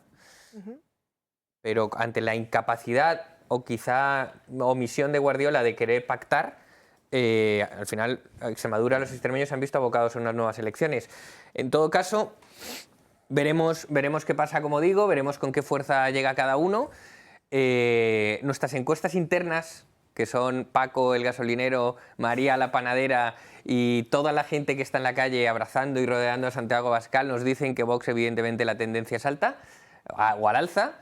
Vamos a entrar con fuerza, si Dios quiere, Dios mediante, y por tanto, a partir de ahí veremos el Partido Popular. Yo ¿Quién es amigo? Sin entrar en la intencionalidad de la señora Guardiola, no tengo ninguna duda que no tenía ningún interés en negociar los presupuestos. O sea, lo que quería es aprovechar el momento para quitarse al PSOE de encima, porque no olvidemos que no ganó las elecciones anteriores. Y ahora, incluso la encuesta, diríamos, hasta Tezanos Paente diría que las va a ganar. Si las gana uno ya lo veremos, pero hasta Tezanos diría eso, con lo cual se supone que va a ir a mejor. Otro asunto es que yo lo que no acabo de entender es si eso se entiende, pero si después tienes que negociar con el mismo que no has querido negociar presupuestos porque ves muy difícil que te acepten todo lo que no estás dispuesta a no hacer, ¿cómo después puedes negociar eso? No acabo de ver yo eso. Creo que tiene la esperanza de acercarse tanto a la mayoría absoluta que no quede más remedio que aceptarle las condiciones a ella, pero me parece que eso es difícilmente. Es difícil. Y sí que veo que tienen una lectura nacional brutal, probablemente las que más he visto en la última temporada. Primero porque son las primeras que se va a enfrentar Sánchez con todos los problemas que tiene frente a su propio electorado. con un candidato que lo representa perfectamente. Perfectamente, porque es una copia, es una copia, San ¿no? Chimo en Vena, Y no olvidemos Valladolid. que estamos en una autonomía donde, con excepciones, el PSOE ha ganado ampliamente siempre. Y de hecho, la Vamos última a vez escuchar ganó. a Santiago Abascal, que ahora sí parece que los compañeros están preparados y comienza esa rueda de prensa en Montijo, en Badajoz. Durante estos días, que supongo que será mucho más intenso en los próximos días de campaña. Una referencia a Extremadura y a las elecciones que afrontamos ya en estos momentos. Permítame una breve reflexión sobre la política nacional que no se puede eludir, porque España en estos momentos está gobernado por corrupta, es verdad, pero que está debilitada y sometida. Y esa debilidad es la que hace que tanto separatistas como oportunistas de todo tipo se aprovechen de la debilidad de España y de este gobierno. Estos días una reunión bilateral entre el gobierno de España y el gobierno de Marruecos de la que no se sabe nada, una reunión absolutamente opaca, y eso está alejado del sentido común, y el sentido común es precisamente el lema de este sentido común, el abandono con el que el bipartidismo ha condenado a Extremadura en los últimos años. No es de sentido común que Extremadura no tenga presupuestos por la cabezonería de la señora Guardiola, y no es de sentido común que no se proteja la verdadera riqueza de Extremadura, que fundamentalmente está en su campo, en su ganadería y en su agricultura, que padecen el exceso de burocracia y las políticas verdes que tanto el Partido Popular como el Partido Socialista aprueban en Bruselas. No es de sentido común que se colapse la sanidad y que desaparezca la seguridad en las calles. No es de sentido común que no se proteja de verdad a las mujeres, y no es de sentido común que en una tierra como Extremadura, que podría ser verdaderamente rica, los jóvenes se vean condenados a emigrar. Y eso es todo lo que nosotros vamos a tratar de cambiar, ofreciendo un cambio de elecciones que afrontamos con gran optimismo y con gran ilusión, como podemos comprobar en cada visita que llevamos haciendo desde hace semanas a las ciudades y a los pueblos de Extremadura. Después de estas breves reflexiones me pongo... Pues vamos a intentar recuperar esa señal que nos está dando algún que otro problema, pero de momento, claro, ese mensaje que quiere lanzar Santiago Abascal en este primer día de campaña electoral desde Extremadura señala directamente a María Guardiola, la contrincante, a la líder del Partido Popular en Extremadura, esa cabezonería por no querer presentar estos presupuestos para Extremadura para el próximo año, y es que todo hace indicar, según las encuestas, según la situación, que de nuevo va a necesitar a Vox para poder salir adelante y para poder formar gobierno. Julián. A un Vox previsiblemente más fuerte, con lo cual creo que la jugada le ha salido bastante mal, si es que era una jugada para intentar acorralar a Vox. Si en cambio lo que pretendía era cambiar de compañero de viaje y abrazarse al Partido Socialista, entonces le ha salido perfecta. De todos modos, efectivamente, como comentamos, esto es en clave nacional, estas elecciones creo que son las más importantes, como decía Francás. El otro día, el lema de la campaña de Vox para Extremadura es sentido común.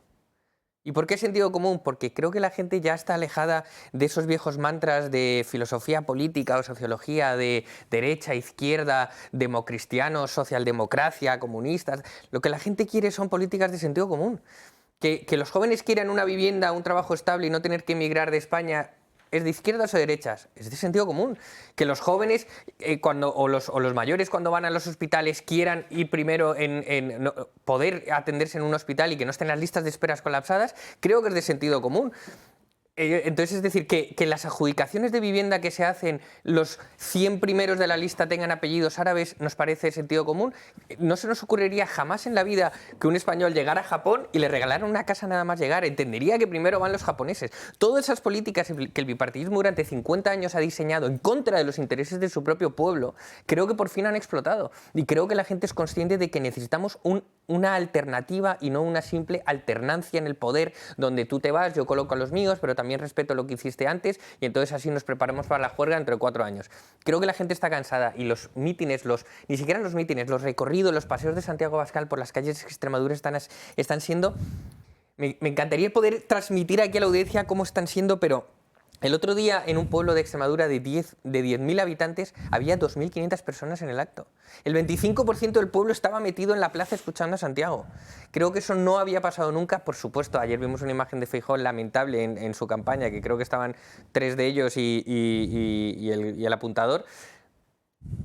está viendo el cambio y la gente está despertando y por eso los jóvenes están votando en masa. Vox tiene el voto, el 50% del voto entre 18 y 24 años. Ningún partido en Europa lo tiene. Y la gente está despertando a lo que de verdad necesitamos. El momento es máximo. A ver, yo cuando pregunto a gente de la edad de mis hijos, estoy hablando de gente de 20 y pico, el tema de derecha e izquierda les suena chino. Exacto. O sea, es un tema que no entran ni quieren entrar. Lo que más o menos te vienen a decir, es que el tema de la política les repugna bastante. Lo que están buscando están buscando casi más modelos empresariales que no modelos políticos. Es decir, no entienden cómo puede haber empresas en España que con un gestor personal, con una persona normal, sin ser política, pueden ser punteras en el mundo y políticamente cada vez estamos más en la cola de atrás. No lo entienden. Entonces, como no entienden eso, dicen, ¿por qué coño tengo que aguantar yo a estos tíos que lo único que están haciendo es frenar mi tren cuando en España hay gente que lo que ha cogido lo ha puesto de pionero en el mundo? Y te ponen siempre los mismos ejemplos, no nos engañemos, que son en Galicia la empresa, ¿cómo se llama? Inditex, y en Valencia Mercadona, no te ponen otro. Curiosamente, los que algunos políticos ponen a caer de un burro continuamente. Por cierto, nadie te pone Telefónica, ni Indra, ni nada, no. O sea, están hablando Traxa, ni Drexa, ni... Nada, están hablando de esas. Claro, dices, es que me estáis diciendo que lo que hay que volver es a una especie de cosa muy rara que no tenga nada que ver con la democracia. Dicen, ¿a mí qué me cuentas? O sea, a mí qué me cuentas, yo lo que quiero es que funcione, porque las empresas funcionan. Lo digo porque es muy peligroso eso. O sea, los políticos que abusando de la democracia nos pueden devolver a un sitio que yo no querría estar. Vamos a ver, para mí hay una cosa que va a ser totalmente relevante y es el resultado final, el recuento a las urnas, ver porcentajes, ver número de votantes, ver porcentaje de participación real, es decir, del censo y ver cómo se distribuye, es decir, el resultado final, porque esa va a ser la primera gran fotografía que vamos a tener de una realidad. Es decir, como decíamos antes, el candidato del Partido Socialista es un candidato tipo Pedro Sánchez, corrupto, imputado, etcétera, etcétera. Es decir, el candidato del PP es un candidato tradicional, de la tradición del PP, en cualquiera de los casos. Y vamos a ver cómo se distribuyen de verdad qué piensa el pueblo, un pueblo extremeño que no tiene que olvidarse y que lo sabe, que es la última región de España en renta per cápita, con un porcentaje de paro tremendamente alto comparativamente con el resto de las regiones, en una agricultura tocada y medio hundida por las políticas verdes de la Unión Europea, y que España no ha sido capaz de transformar de ninguna de las maneras, y vamos a ver si de verdad la corrupción les afecta al Partido Socialista, que ganó las elecciones en las últimas elecciones autonómicas.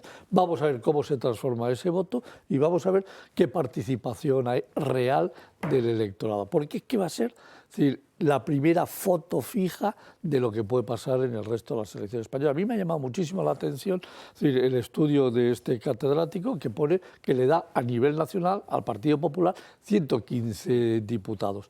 Me ha llamado, dice 70 PP, de 70 Vox, 115 PP, suman 185 diputados, que quiere decir que el PSOE mantiene 115. Es decir, yo de eso quería hablar ahora. Entonces, a mí me ha dejado muy sorprendido por eso creo que va a ser el poder tener ese resultado de porcentajes de participación, llevártelo a las comunidades autónomas y además sacar porcentajes de voto obtenido, nos puede dar una muestra real de cuál va a ser el posible resultado de unas elecciones autonómicas. No nos tenemos que olvidar que las autonómicas frente a las nacionales que sufren cambios importantes, pero nos puede dar una foto de mayo del 87 de cómo se va a colocar, la gestionabilidad de las comunidades autónomas. O sea que son muy distintas cuando estás con nacionalismos.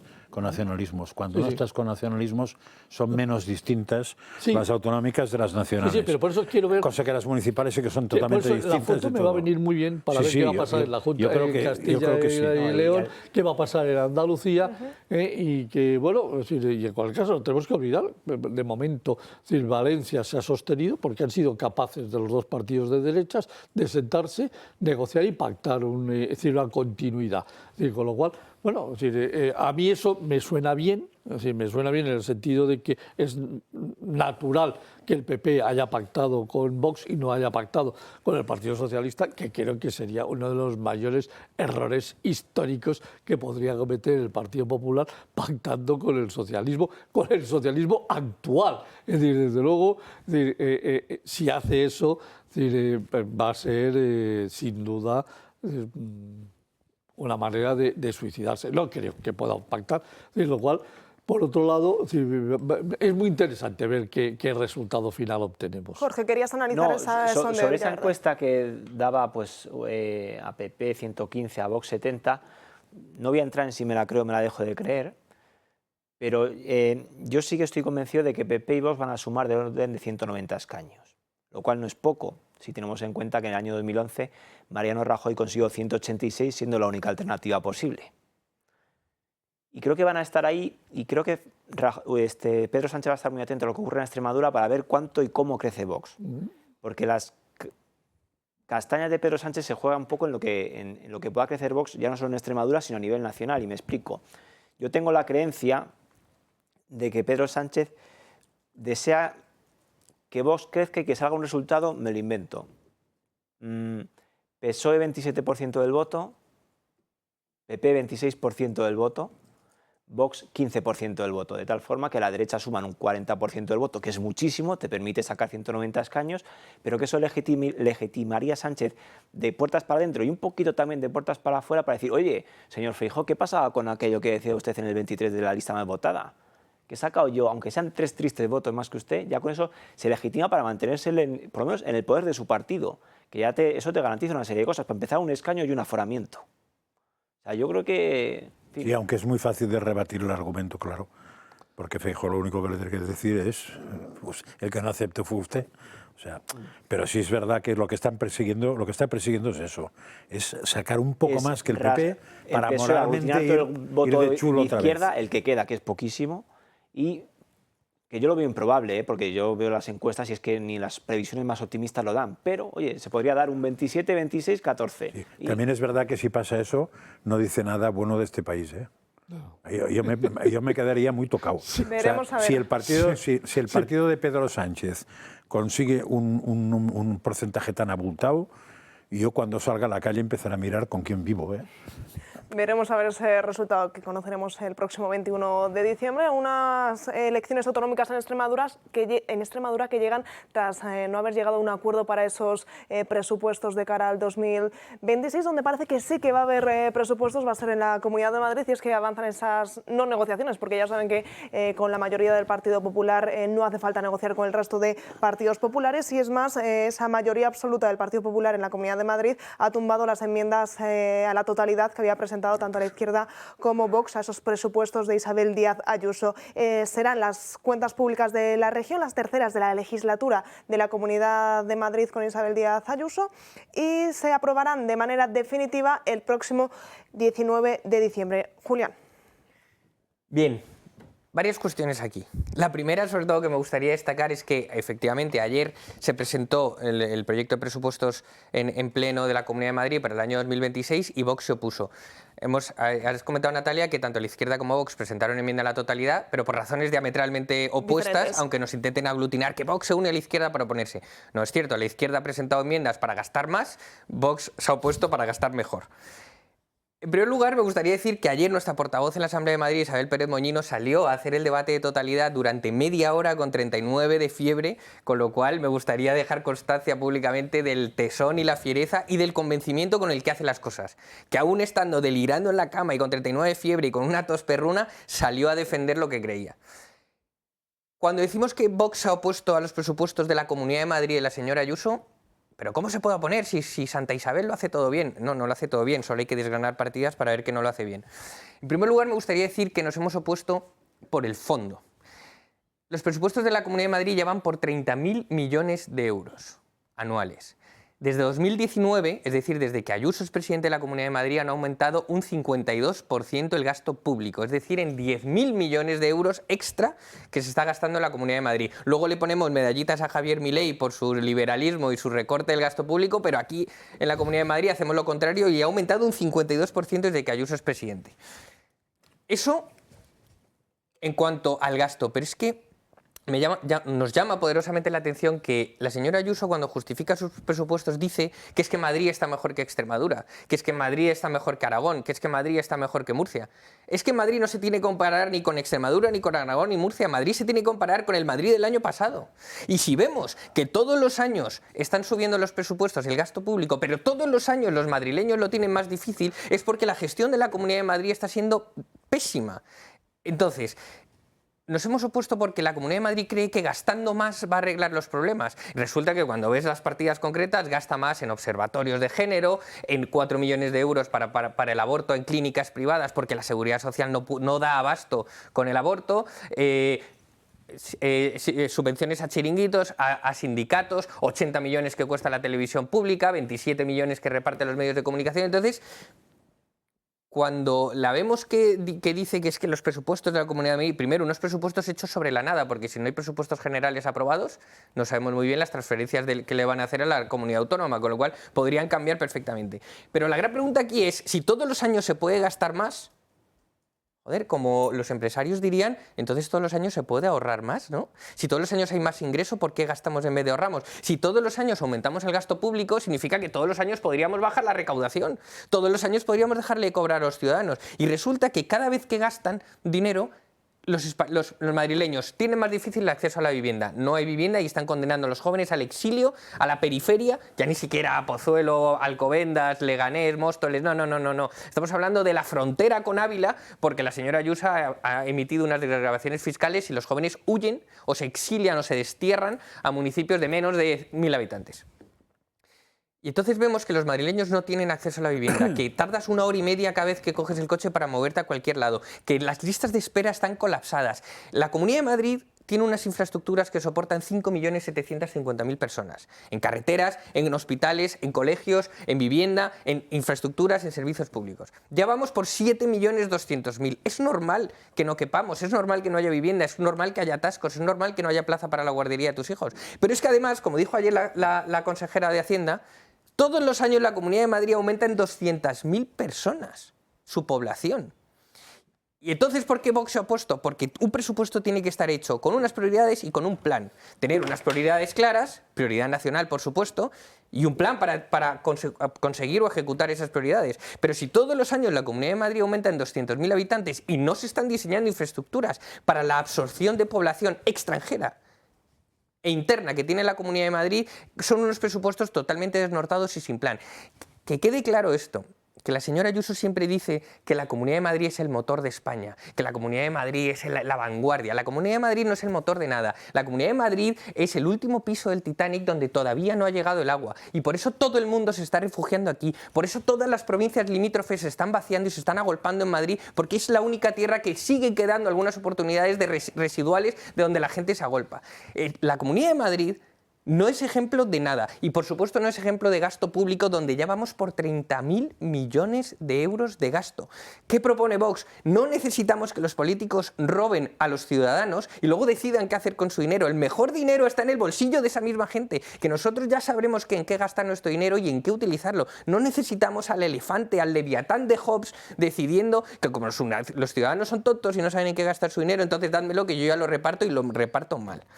No obstante, Vox ha hecho su trabajo y ha presentado 1.000 enmiendas parciales. 1.000 enmiendas parciales. Como sabíamos que no iban a aceptar nuestra posición, también hemos ido a corregir partidas concretas donde introducíamos prioridad nacional para, por ejemplo, la adjudicación de vivienda, donde tú miras el listado y el 80 o 90% de los apellidos son musulmanes, entonces te das cuenta que los españoles no están siendo los primeros beneficiados en la vivienda. O, por ejemplo, si una ONG acoge a un menor inmigrante, la señora Ayuso le da 7.000 euros al mes para mantenerlo. ¿Qué hemos hecho nosotros? Joder, si es una familia española la que acoge a otro español, a un niño, a un menor, que le den esos mismos 7.000 euros, ¿no? ¿O es que solo es para las ONGs y para los delincuentes? Por supuesto, entonces nos hemos opuesto no nos han comprado nuestra enmienda a la totalidad, no nos comprarán nuestras enmiendas parciales, pero nosotros, como dijo ayer Isabel, en uno de sus mejores discursos seguiremos alertando, seguiremos vigilantes y seguiremos proponiendo cosas que de verdad necesitan los madrileños. A ver, yo es que presentar una enmienda a la totalidad y nada es lo mismo. Es un chollo, vamos, de hecho, en los parlamentos la enmienda a la totalidad quiere decir que dices que se meta el presupuesto donde le quepa. Eso se tarda 2 minutos en redactarlo, lo presentas y flores. Ahora, 1000 enmiendas a la parcialidad no es un chollo. 1000 enmiendas a la parcialidad es, en fin, yo creo que es casi imposible. O sea, o pones... Yo, por ejemplo, en el Parlamento de Cataluña yo me dedicaba a presentar enmiendas, a mover un equipo para presentar enmiendas. Y es complicadísimo. O sea, primero porque tienes que tener los presupuestos, claro. Después porque hay que ir partida a partida. Y después porque tienes que tener ideas en cada tema. Porque presentar una enmienda parcial de un tema quiere decir que tú propones un modelo de resolver ese tema distinto que el que propone el gobierno. Con lo cual, ¿eso para qué sirve? Para que los partidos tengan muy claro qué quieren hacer. El de gobierno lo que quiere hacer con el dinero, que es lo que va a hacer, y la oposición lo que quiere hacer con el dinero que el gobierno va a usar. Entonces, me parece que es muy importante, o sea, que eso os da un programa de cara a las siguientes elecciones alucinante con 1000 enmiendas.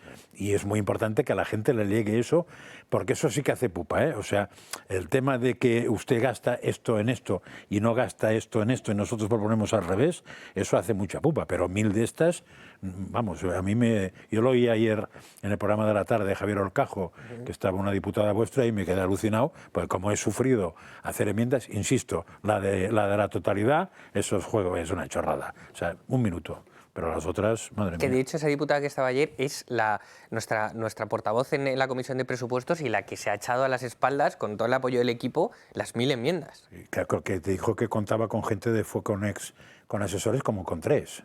O una cosa así. Sí, con gente muy top. Ana Cuartero está haciendo... Pero vamos, con 3 personas solo, fuera de los diputados. O sea, eso es, una con cosa 3 personas. Irene, Alba e Israel. Dices, 3 titanes. Pues eso es en fin, hay que cuidarlos, ¿eh? Sí. Pues muy pendientes estaremos de esos presupuestos de la comunidad, de la postura de la oposición, pero nos vamos a ir a la última pausa publicitaria y enseguida volvemos aquí en Dando Caña. 1:30 de la tarde, seguimos aquí en directo y ojo a las imágenes que van a ver a continuación porque son imágenes que nos llegan desde Boadilla del Monte. El ayuntamiento del municipio ha desplegado por sus calles fragmentos de la Constitución española que consideran que se están incumpliendo desde que Pedro Sánchez está en el gobierno. Nosotros hemos querido hacer un repaso de todos esos artículos que son fundamentales para todos los españoles, pero que sin embargo en estos últimos 7-8 años de Pedro Sánchez en el gobierno no se han cumplido. A horas de que nuestra Constitución cumpla 47 años, se encuentra más amenazada que nunca, y no por la edad, sino por el actual inquilino de la Moncloa. Sánchez intenta manosear la Carta Magna a su antojo y por sus intereses, y sueña a diario, desde ese colchón que cambió en los primeros días de llegar al Palacio Presidencial, con modificar sus artículos para un disfrute más personal de un texto que nos representa a todos. El presidente, en su imaginación, cambiaría los artículos para blindar los indultos políticos a todas las personas que quieran romper España, previo pago de varios escaños. También extrapolable a los que asesinaron a sangre fría y por la espalda a otros compatriotas por una supuesta libertad. La nueva Constitución sanchista permitiría, en el artículo 117, atacar con total libertad al Poder Judicial por tierra, mar y aire. El artículo 3 establecería que el español no será el idioma oficial, ya que todos los municipios tendrían su propia lengua. Se eliminará el artículo 134 que recuerda al gobierno presentar los presupuestos ante el Congreso 3 meses antes de caducar.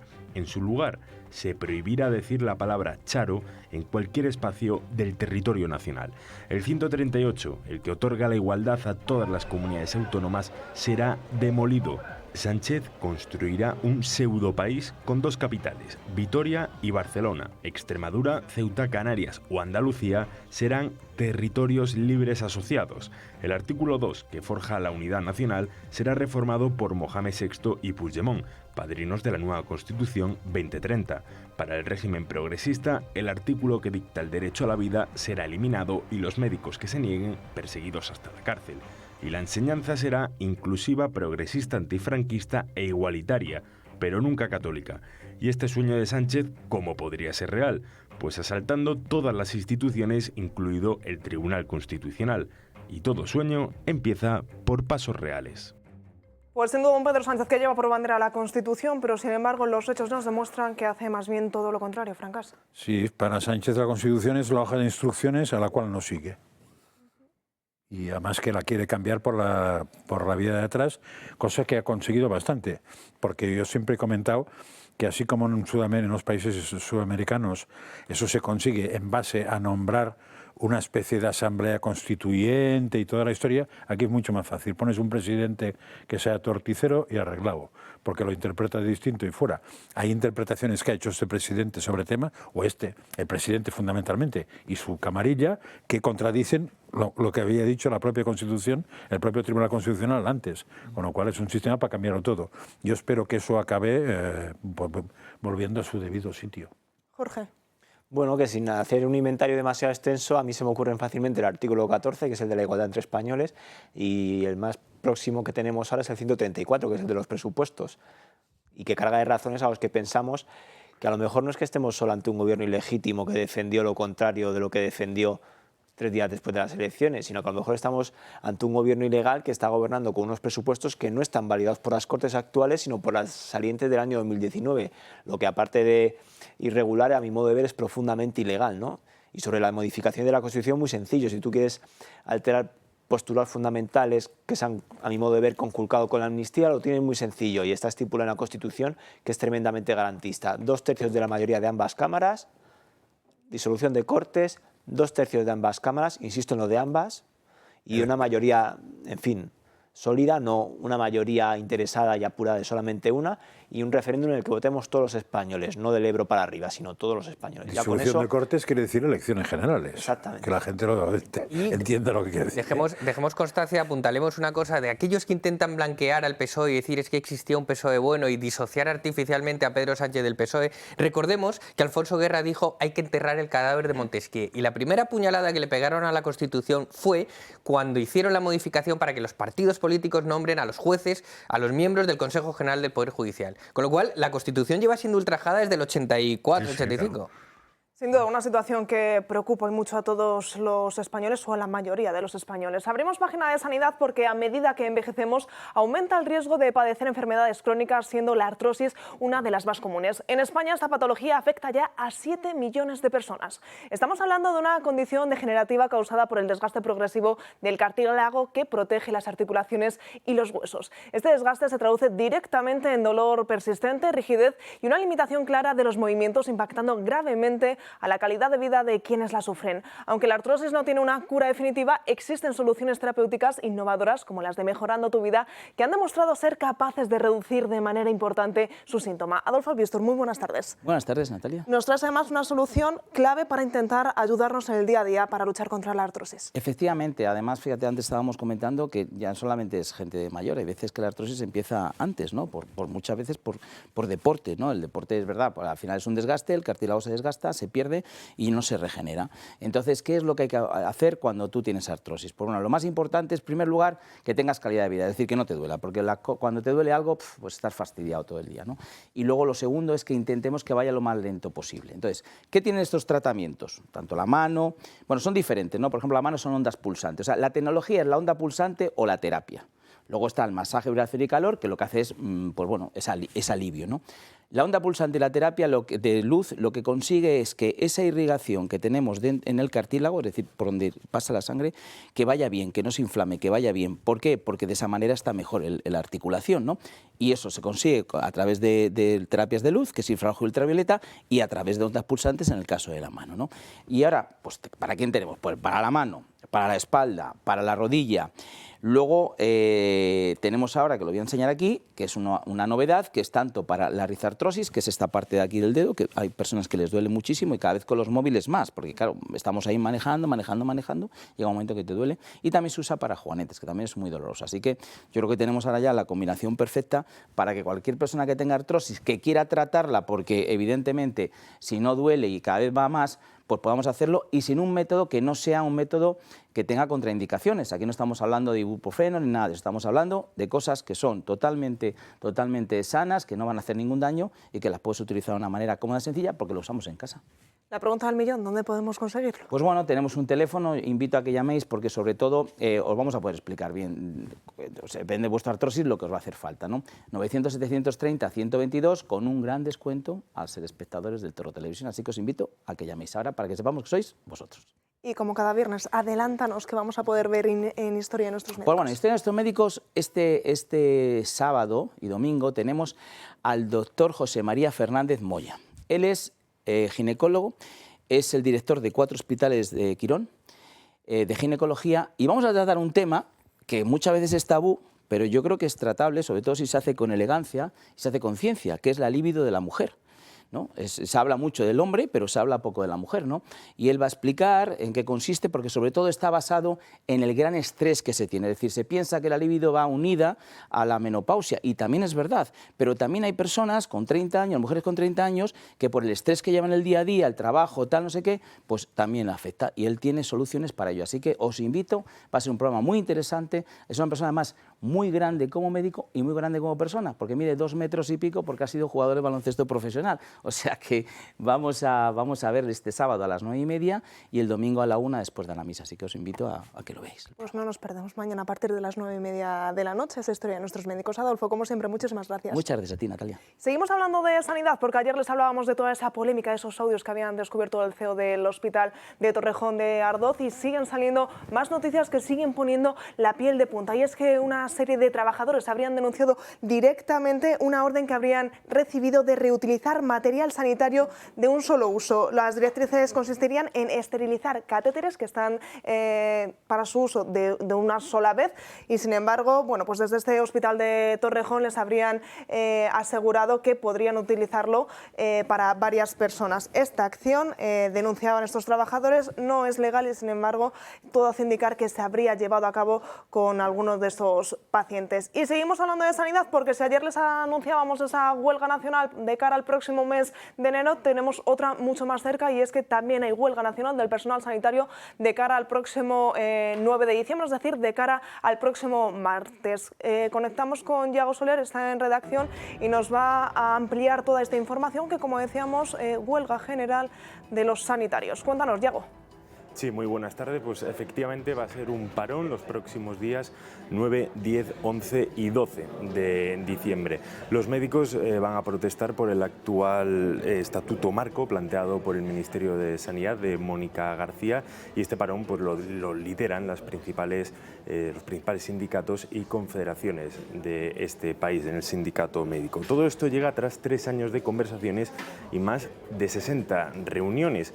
Y lo que piden los médicos, lo que piden los profesionales, pues son estatutos específicos para cada colectivo, también mejoras en las jornadas de guardia, y no quieren la clasificación actual de lo que tienen los profesionales. Sin embargo, Mónica García, el Ministerio de Sanidad, contesta y dice que todo esto que piden los médicos ya está recogido en el nuevo borrador. Hago una situación, como decíamos, de esas negociaciones de ese estatuto marco, que no llegan a un acuerdo entre todos los protagonistas, entre todo ese servicio sanitario. Y de sanidad seguimos hablando, pero en este caso de esa peste porcina, porque tenemos más noticias que apuntarían a que la peste porcina africana está arrasando en toda Europa, afectando a casi 11.000 brotes en lo que va de año en 19 países. Ascienden a 13 los casos de jabalíes infectados de peste porcina en Barcelona, según ha informado el Ministerio de Agricultura, Pesca y Alimentación. Y la última hora pasaría, porque este mismo ministerio estaría apuntando directamente a Rusia como el origen, como el país desde donde estaría saliendo, donde estaría el origen de esta peste porcina, que, como decíamos, está afectando de lleno a la comunidad catalana, y es que más de 90 municipios ya estarían confinados. Y de sanidad nos vamos directamente a economía, porque José Ramón Riera nos trae unos datos que nos van a dejar con los ojos abiertos, nos va a poner, hablábamos de los pelos de punta, pues estos también. Sí, vamos a ver, hoy lo que he querido mostrar a todos los espectadores es algo que preocupa normalmente, es decir, solo a los economistas, porque es decir, realmente todo el mundo se cree que la deuda nunca se paga. La deuda no hay problema, nos podemos endeudar lo que nos dé la gana, porque al final no hay que pagar la deuda. Lo primero de todo, es una de las mayores falsedades que puede haber sobre la economía. La deuda se paga, y se paga todos los días con intereses de la deuda. Y lo que vamos a ver es lo que nos ha pasado desde que está Pedro Sánchez. Desde que está Pedro Sánchez hemos pasado de una deuda de 1.209.000 millones a 1.710.000 millones, que es lo que tenemos en estos momentos. Y lo que nadie sabe es que la broma nos ha costado 260.500 millones de euros de intereses en 7 años. 260.000 millones de euros. Y eso que tenemos la suerte de que durante el 2020 y el 2021 nuestra deuda fue comprada directamente por el Banco Central Europeo a tipo de interés cero, y si os fijáis en la tercera columna, en el año 2018 estábamos pagando un 2,4% de tipo de interés medio por la deuda. En el año 2020 cayó a un 1,8% el tipo de interés medio, pues metimos no solo la deuda que teníamos, que emitíamos nuevo, sino todo lo que amortizábamos y que no podíamos pagar, se lo pasamos al Banco Central Europeo, que nos lo compró a tipo de interés cero. A partir de ahí, ¿qué ha pasado? Bueno, cuando ya deja de comprar el Banco Central Europeo en el 2021, los tipos de interés empiezan a subir, suben al 2,1 de media total de nuestra deuda en el 2022, y en estos momentos estamos ya a un 2,6% de media de pago de intereses. Fijaros que en el año 2018 pagábamos 29.000 millones de intereses, este año estamos pagando 45.000 millones de euros, lo cual significa que hemos pasado de pagar todos los meses 2.400 millones a pagar 3.775 millones, y se ha incrementado el coste de nuestra financiación un 53% con respecto a lo que pagábamos en el 2018. 260.000 millones, es decir, que dices, bueno, ¿esto qué significa? Bueno, significa ni más ni menos que... una vida. Significa que la vida de alguno. En lo que hemos pagado de intereses podríamos haber pagado toda la sanidad pública, toda la sanidad pública, 2 años y medio completos. Es decir, la sanidad pública cuesta 102.000 millones en el último año, es decir, 2,5 veces 2 años y medio equivalen a 260.000 millones. O podríamos haber financiado 4 años y medio de educación, o podríamos haber financiado 1 año y medio de pensiones. Es decir, para mí es muy importante que los espectadores entiendan una cosa. Cuando escuchen a un economista de la izquierda, de estos zurdos, que fardan, no, el estado del bienestar necesita de deuda. Oiga, mire, el estado del bienestar, digámoslo claramente, beneficia solo el estado del bienestar de los políticos que nos gobiernan, porque permitirnos tener que pagar 260.000 millones de euros porque no sepamos administrar correctamente los ingresos que han tenido el Estado español, me parece una auténtica barbaridad, una auténtica locura. Y además esto nos lleva a que, y es simplemente una estimación mía, es decir, el año que viene, en el 2026, vamos a tener que pagar alrededor de 52.000 millones de euros de deuda, entre otros motivos, porque el año que viene, además de que calculo que vamos a necesitar pedir unos 60.000 millones de deuda nueva, nos vencen 300.000 millones de euros y el Banco Central Europeo no hace más que amortizar y amortizar y amortizar. Ya hemos amortizado 70.000 millones de los que nos prestaron, hasta en el 2020, en el 2021. El año que viene van a caer del Banco Central Europeo otros 50.000 millones que van a pasar de no pagar intereses a pagar un 3,2, un 3,3 o un 3,4 porque nuestros tipos medios de financiación no paran de crecer. Con lo cual, el año que viene vamos a estar en 52.000 millones más, significará que llegaremos, sin habernos gastado con Pedro Sánchez 312, 315, 320.000 millones de euros, que es... ¿Sabes qué pasa, José Ramón? Que como en España llevamos como 3-4 años sin presupuestos, pues hace mucho tiempo que la gente común no se enfrenta a ese gráfico que era presupuestos generales del Estado, seguridad social, intereses de deuda. Entonces la gente ya no se acuerda de que tenemos unos intereses de deuda y demás.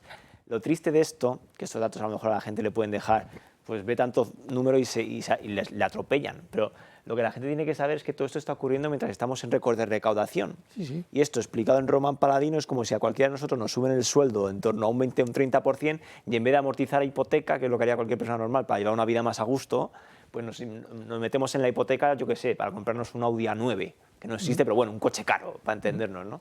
Y esa es la pena, ¿no? Que con récord de recaudación tengamos este agujero. Sí, sí. José Ramón, has dicho que pagamos en intereses de deuda 45.000 millones de euros. Significa que pagamos un 50% más que todo el presupuesto de la Comunidad de Madrid, que son 30.000 millones. ¿Sí? Solo en intereses. Solo en intereses.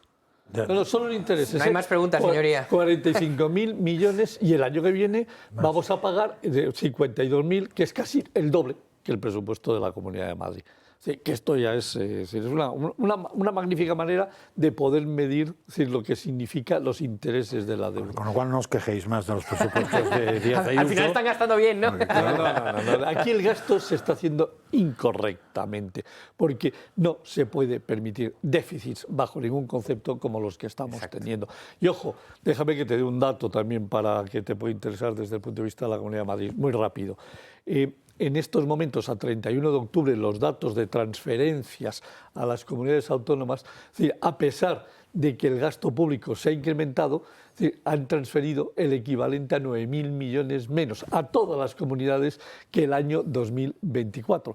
Esto quiere decir que en el 2025, es decir, María Jesús Montero puede hacer otra de sus cafradas, es decir, seguir gastando más en la Administración Central y transfiriendo menos dinero. Con lo cual, lo que está pasando en la Comunidad de Madrid es aún más irresponsable, porque hemos subido el gasto y puede que bajen los ingresos. Puede que no lleguen a crecer los ingresos al mismo nivel de los que están estimando. José Ramón, en estos números que parecen, como decía Jorge, tan grandes que atropellan a la gente, si los minimizamos, ¿podríamos decir que España emite alrededor de unos 8 millones de euros de deuda a la hora?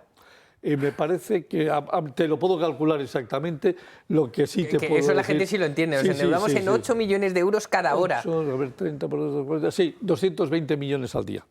José Ramón, como curiosidad, rápidamente, también nos vas a hablar de esos fondos Next Generation y a quién van dirigidos, sobre todo, haznos ese listado y destácanos esas 10 primeras empresas. Sí, no, vamos a ver, el día 31, se acaban de publicar los datos de cómo se han distribuido entre las grandes empresas los fondos Next Generation, lo cual es una tomadura absoluta de pelo.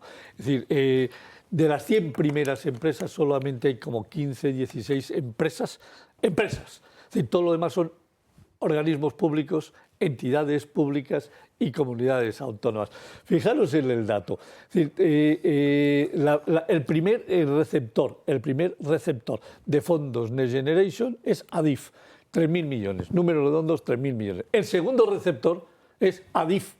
Anda. Sí, pero alta velocidad, otros 3.000 millones de euros. Es decir, entre los dos ADIFes, el ADIF general y el ADIF alta velocidad, resulta que le transferimos, le hemos mandado 6.000 millones de euros. La tercera organización, casualidad, la Generalitat de Cataluña, es decir, con casi 100 millones de euros. Cuarto, es decir, ¿cómo llamabas a esas empresas, Jorge, es decir, tan importantes que tienen, donde se colocan las amigas de las amigas? ¿Cómo las llamo yo? Sí, las Traxa y Traxatec. Vale. Iba a usar otra palabra. Yo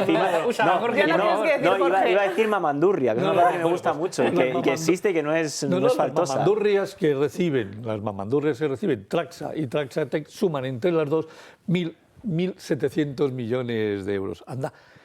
Resulta que no paramos de transferir fondos. Sí que hay sobrinas, ¿no? Sí que hay sobrinas. Sí, sobrinas y primas y amigas y bien dotadas de todos los aspectos.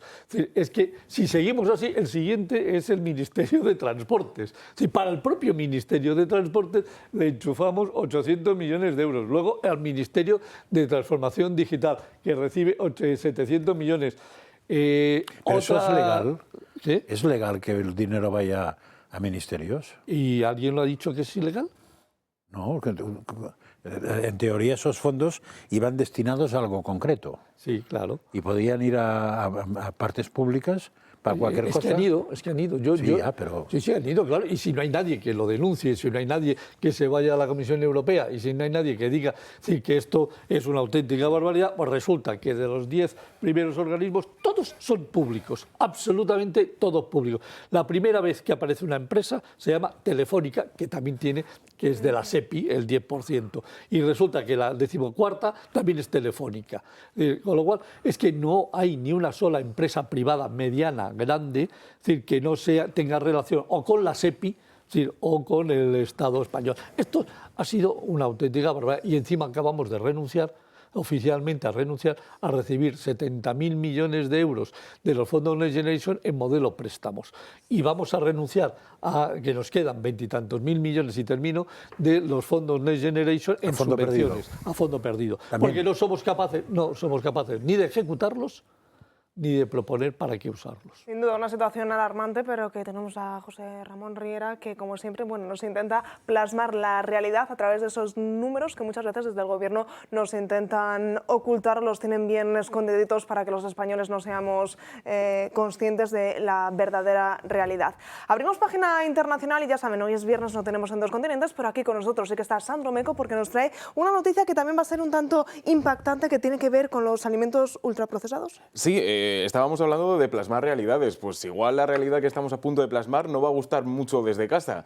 Es verdad que los viernes nos gusta traer pues noticias distintas y que ahora además estamos para muchos ante un puente. Bueno, suelen ser fechas en las que además aprovechamos y quizá no cuidamos tanto la línea como deberíamos. Pues cuidado, porque desde San Francisco han demandado a 10 empresas que tratan alimentos ultraprocesados, que para los que no lo sepan muy bien o no tengan este concepto, son alimentos industriales que básicamente lo que buscan es una sola cosa, que estén absolutamente adictos a todos y cada uno de ellos. Bien, pues a la hora de defender esta demanda nos contaban esto desde San Francisco. Nuestro caso va contra las compañías que diseñan alimentos que perjudiquen, sean adictivos y se utilicen para sacar el máximo beneficio. Al igual que la industria del tabaco, ellos saben que sus productos enferman a la gente, pero esconden la verdad al público. Han ganado miles de millones de dólares y han dejado a los estadounidenses lidiando con las consecuencias. Tabaco, pintura con plomo, opioides. Esta es nuestra siguiente guerra. Bueno, y desde casa pueden pensar, a ver, con todos mis respetos, esto está en San Francisco, está lejos, no me interesa en absoluto. Les voy a mostrar la lista de las 10 empresas que han sido demandadas, porque alguna les va a sonar. Kraft Heinz, los del ketchup y la mostaza, Nestlé, Kellogg, Coca-Cola, Pepsi, el resto quizá no les suene demasiado, pero estamos hablando de marcas punteras, no únicamente en Estados Unidos, sino también a nivel internacional. ¿Cómo ha respondido la Asociación de Marcas del Consumidor? Pues negando todas estas acusaciones, diciendo que, que habría un gran peligro a la hora de hablar de alimentos ultraprocesados, porque no existe una definición científica que diga lo que es y lo que no lo son, y que por tanto hablar de estos alimentos procesados podría confundir a los consumidores. Y a mí lo que me hace gracia de todo esto es que, claro, esto ha sido en San Francisco, que está en California, que es uno de los territorios demócratas por excelencia. Bien, pues el hombre que hemos visto hablando se llama David Chiu, es el abogado de San Francisco, es un hombre demócrata y está diciendo exactamente lo mismo que ha dicho Robert F. Kennedy por parte del gobierno de los Estados Unidos y por parte de la administración Trump, con toda esta idea de hacer que Estados Unidos sean sanos de nuevo. Lo que parece, apunta directamente, es que esa lista que veíamos, prácticamente todos tenemos alguna de esas marcas en nuestra despensa, podría abrirse una gran guerra comercial de llevarse a cabo toda esta denuncia, ya no solo entre demócratas y Kennedy, sino también en el apartado del comercio, a ver cómo afecta. Claro, es que al final pues es lo que estamos hablando, es que son productos que utilizamos, sean cereales, sea el ketchup, sea cualquier cosa que utilizamos a diario. Y que, básicamente lo que David Chiu nos decía es que el objetivo es que sigamos adictos a ellos. Entonces, pues vamos a ver cómo va avanzando esta demanda, pero lo cierto es que es un golpe en la mesa, de nuevo, por parte de unos demócratas que criticaron mucho a Kennedy cuando habló de esto hace años y que ahora, pues al menos parece que en San Francisco están siguiendo ese rumbo. Pues ahí dejamos esa información. Sandro, como siempre, muchísimas gracias por traernos la última hora desde el otro lado del charco. A ti, buen fin de semana. Y nosotros pues hemos llegado al final del programa. José Ramón, Francas, Jorge, Julián, muchísimas gracias por acompañarme en el día de hoy. Siempre. Gracias a ustedes también por acompañarnos en este viernes. Ya saben, nos cogemos un pequeño puente y será el martes cuando volvamos, como siempre, a partir de las 12 del mediodía. Cuidado con las carreteras, porque ya saben, se activa esa operación especial de la DGT a partir de las 3 de la tarde. Y también cuidado con ese temporal de lluvias, aunque sí que parece que la nieve nos va a dar un pequeño respiro. Disfruten del puente todos aquellos que lo tengan y yo les espero, como siempre, el martes a partir de las 12 del mediodía aquí para seguir dando caña y para seguir contándoles toda la actualidad política que nos rodea en España.